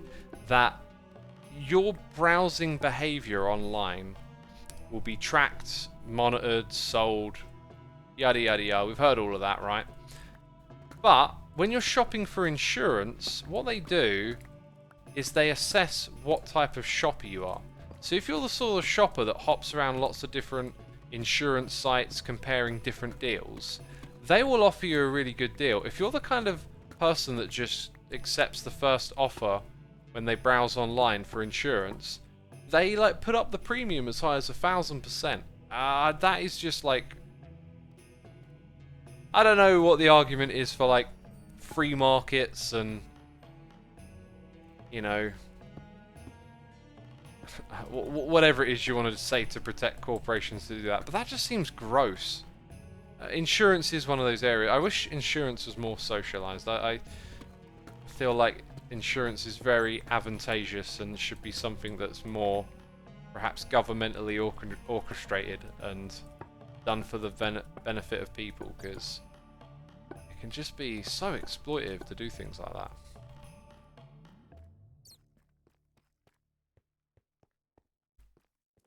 What, is that legal? Says Namian. Yep, it's perfectly legal. They're essentially, you know, they're allowed to charge a customer whatever they like. Like that's the freedom of business, or whatever you want to call it. And the thing is, they can have data now that just gives them a real unfair leverage on people. Like I kind of feel like a flat rate for most people sounds kind of fair. There's probably edge cases or reasonings why some people should pay more than others, sure, but like exploiting someone because they just don't shop around more, it's like so advantageous and exploitative. It's ugh. Is that insurances in the UK, says Curls? I believe that is actually US insurance companies that do that. I'm just going to say that because I heard it in a US book written by someone from the US talking about a lot of US stuff, and their accent was American, you know. So I'm assuming it was that. Did you celebrate the Queen Jubilee? I'm in the army. I got a medal for it. What's your views on all this? Says Green Anxiety. I'm not a royalist. I think it's an antiquated institution. I mean, the history of it, you know, it's from a different time and era, and I think there's some value in remembering that. And, you know, the Queen's probably got the best interests at heart and whatnot, but just the idea of a royal family that gets paid for by regular people through taxation, it just feels so antiquated and of a time gone by, you know, the monarchy and all this, and I'm just not really for it. Not really for it. The Crown show on Netflix certainly softened me up a fair bit, but I mean, in a good way. Like I used to be like pretty ardent, but then I kind of realized, you know, they're people too. And you know, if you're brought up into that kind of world, it's your life. Of course, you'd see it as duty to your country and whatnot. But I think we need a change, and I can't help but, I guess I wouldn't be surprised if with the death of the Queen, there was a big shift, and it was like, all right, enough of this royal stuff now. You know, let it be a part of our history, but let's move forward and not be a monarchy anymore. Yeah.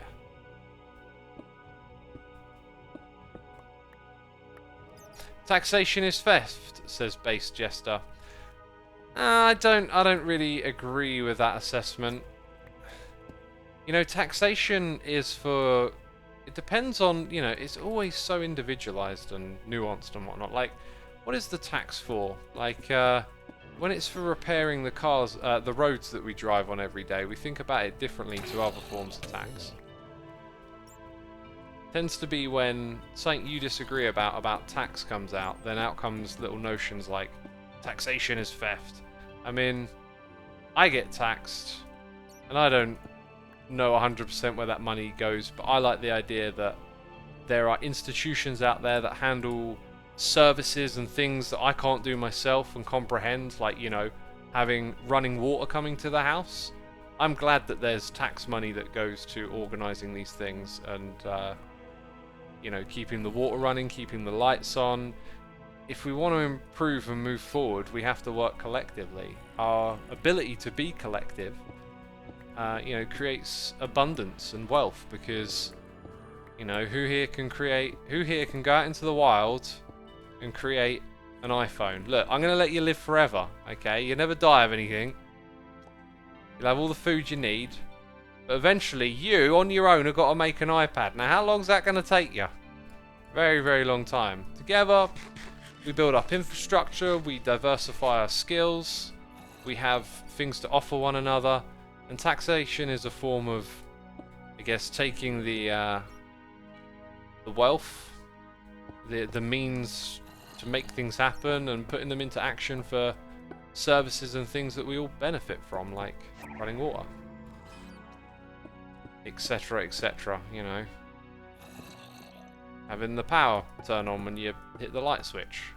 I don't know how to do that stuff. You go put me in the woods, I ain't going to make electricity, jeez. It's game over for electricity. I'm just a derp, you know. Taxes for roads and schools are from sales tax. What's fat theft is stealing your labour. That's an equal trade for your time and money, says Steen. But the value of your labour is, again, like the individualised and the collective thing again. It's like the value of your actions is so... Oh, I don't know how to say it. Like, think about how much stuff you're surrounded by right now. Like a house, maybe monitors or a TV phone, maybe you're sitting on a couch or a chair. Like, think about how many things, and then imagine that you had to make them on your own. How difficult it would be to achieve all of that. You know? Oh, just go down to the shop and buy a new chair. No, no, no, no. You got to build the shop. You got to build all the parts that come from. Like, our collective cooperation allows us to achieve so much more than on our own. Like, these matters of talking about, like, I don't know, taxation as theft, or like your labour being stolen, or however it is, it's like, but it's also already massively amplified what we can do because we're a collective, right? Like, something like that is what I'm trying to say. Your ability to supply labour is itself a product of the society in which you live. Yeah, yeah, really well worded, because, you know, the society provides you with all sorts of opportunities and skills and things that you just... I couldn't be a YouTuber if you put me on Planet X on my own. If I were out in the forest, I couldn't do this. I couldn't be like, right, I'm going to make some TVs, do some streaming, you know, get no one else to watch because I'm the only one on this planet. You know, there's just layers and layers of infrastructure and skills and people that can do all sorts of things to bring it all together, and that means that the value of your labour is just massively amplified by everyone else's cooperation and all the infrastructure there. Now, this bit here, I don't know how we're going to express that you dive downwards, but I think I might just do something like a bit different on the ceiling. We're going to have to rip out that big blob there, come through this way, and then head up there, and I don't know. Look, we spent another hour and a half probably today just doing a tiny bit of this crazy project. And I got to do the ribcage. Oh god, we got grinds. We got grinds. X, to stream in the woods, first go punch a tree. I don't mean stream from Minecraft in the woods. Oh dear.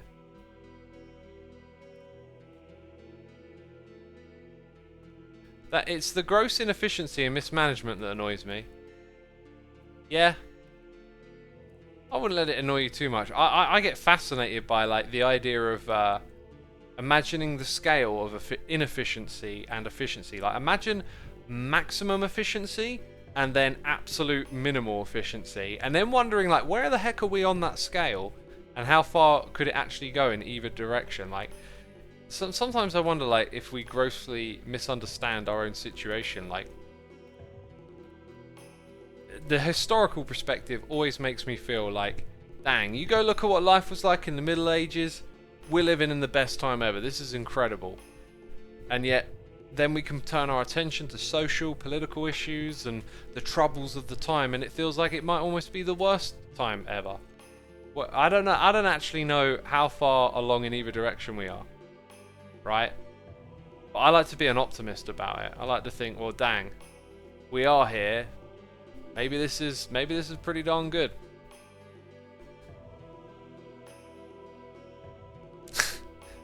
I'm getting serious with the F5s over here. Dang. And now now we got zoom and F5. Oh, look at the seriousness on this face. This is a very serious face. Okay. There's one more thing we were going to do today. I almost forgot. Let's see if we can finagle this way around and grab that. Did it work? I think it did. It did work. Cool. It was the best of times. It was the worst of times. Not just for two cities, but all, says Violet. I'm not sure if I've heard that quote before. It sounds kind of cool. Right, let's have a go into the menu quickly. Toggle lighting. I can hear some rustling of skeletons. I'm going to log out of Hermitcraft on the other one. Oh God, look what's going on. Get it all off. There we go. Right, I don't think I've actually set off the original explosion yet, so that's good. Right, let's see if we can kind of avoid these caves and track the motion a little bit. So I'm going to start like looking up here. We'll create that. And then hit play, maybe speed it up a touch. Okay, yeah, so I probably want to shimmy that forward a few seconds. Right, so let's say we go for 15. Right, and then that's me walking over here, and then I walk back and... Oh, that's like the first set of explosions. So we'll have the camera like come up to here. I don't know if that cave's going to get in the way.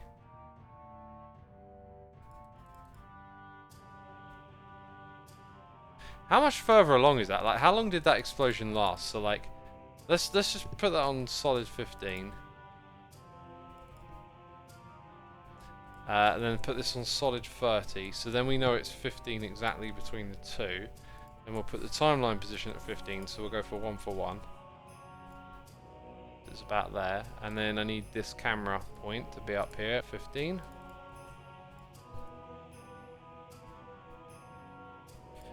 Cool, and then go back there and hit play. Patience required to make this electric course is not one that I possess, says Curls. It's really about like just the journey. Oh, that's terrible camera work. Oh, it literally all happens behind this cave. A lot of these things are about the journey, so like you know, I'm a streamer, so this is all like this project to me is like time that I spend on stream hanging out and waffling. And that's time that I like. And then so one day, at the end of all that waffling, there'll be something like this to marvel at. If it's even a marvel. Right, let's do that and then check this one out. Put it back at the beginning, do that.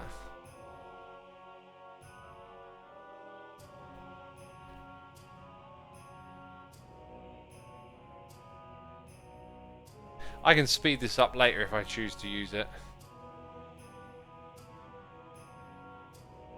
It's kind of cool seeing the TNT sort of slide about as it explodes. Right, there's your first one. I'm actually going to render it. I'm going to render it. What am I doing? Rendering it on stream? Doesn't my stream use the CPU though? 900 frames. Let's see how it does.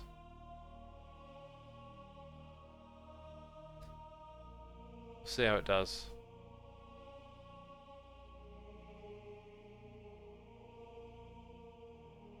Could you make the make a like a parabolic curve of the camera movement? I think it has a parabolic path algorithm thing. By the way, we had a new noise in the air 8 minutes ago that I totally missed because I've been engulfed in all the things we've been waffling about. Bempera for 9 months. Twitch baby right there. saying taxes are paid for the taxation you cause on society. Ooh. Are we saying that we ourselves tax society with our participation in it, our use of the resources and things that we get from it? Interesting. That's why these arguments like taxation is theft. You know, taxation is theft. Oh, edgy. It's like, well, okay, maybe participating in society is theft. I don't know, it just feels like logic and reason are sometimes just driven by emotions. Like we're trying to explain, hey, I got this knee-jerk reaction. I don't like taxation. Are we actually getting to the cause or to like the root of the reasoning there? Sometimes it feels like maybe we're not. Like what is the reason you might not like taxation? Okay, anyway, enough about tax, because oh, X, please keep talking about tax. Right, let's do this one from this side over here. I think will work better. Speed it up a little bit. Pause. And that's the end of the explosion. So we've got the first bit, which is... Okay, let's just make that 46. Actually, I'm going to make it 45. And then over here, we'll do that.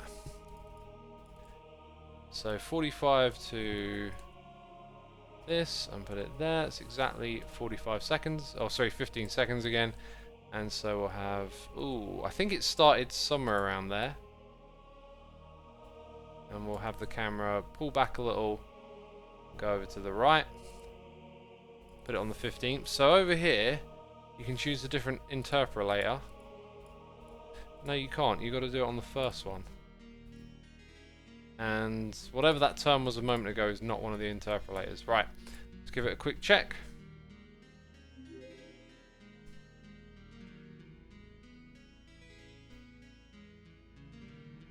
How much taxes are you paying for in your area, and do you think it needs to be raised or increased, as Lucas?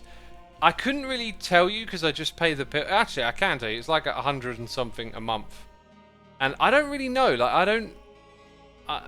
this is the thing. I don't think we assess our own ignorances enough. Like, I don't know how the hell, like, to assess if it's a lot or not. I don't even know how to assess if I can see that money being put to use. I mean, I can because, like, you know, I see the council services doing all sorts of jobs all over the place, so that's good. But, like, do I know if that's money being spent effectively or not? Could it be spent better? And this is one of those things. It's like, imagine you had some really smart people in control of that tax money, putting it to really good use, then taxation in that case, you might be willing to pay more. You'd be like, well, if I hand over some more, it will do even more good around this area, you know? Maybe the services will get better, traffic will improve, I don't know, the flowers will be nicer because they're more looked after. There's all sorts of things tax money goes for with council tax. Yeah, I'm more on the side of, like, I'd be willing to pay, like, way more tax if I knew it was being really well spent. And I do not get that impression from my current government, and I don't know, I can't imagine what it would be like to have a government that you really believe in. I always feel very disenfranchised to, like, whatever they are doing or whatever they're about, right? So, like, I don't even know what it feels, but if, let's say we had, like, a movement and some new government comes in and, like, you're really on board with their policies, and maybe someone like the Green Party, they have their critiques and all of this, but, like, I don't know, maybe you see some big environmental change around you. All of a sudden solar panels are going up and gardens are everywhere. They're ripping out concrete and putting in more grass, and you like that. You like how it looks. It's good.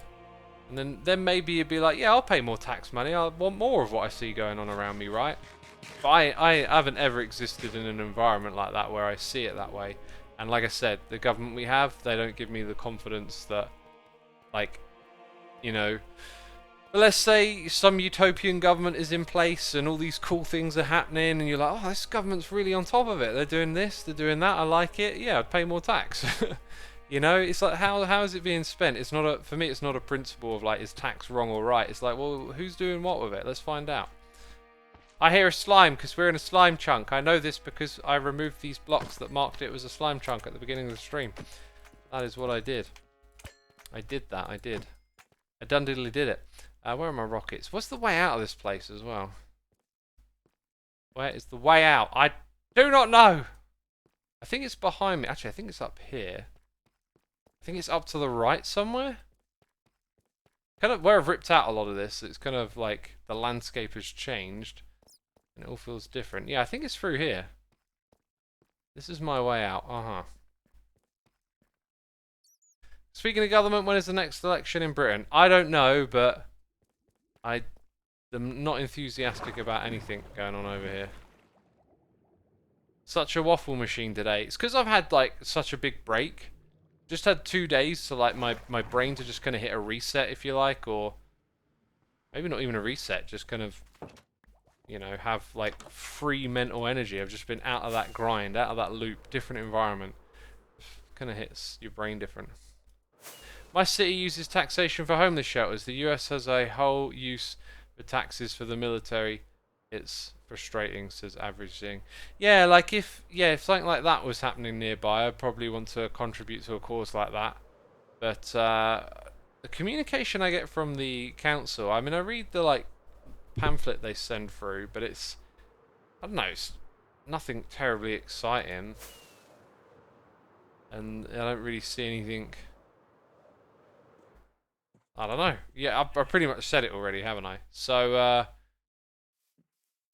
we've got to make a thumbnail, peeps. Should we go stand next to the wasp and just use that? I'm just going to use Force's build.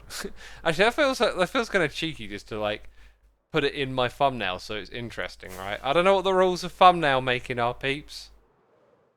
I'm gonna stand over here. This is my enticing thumbnail for you to watch. Oh, I can't take my armor off! I have to sacrifice some blocks. Okay, let's ah!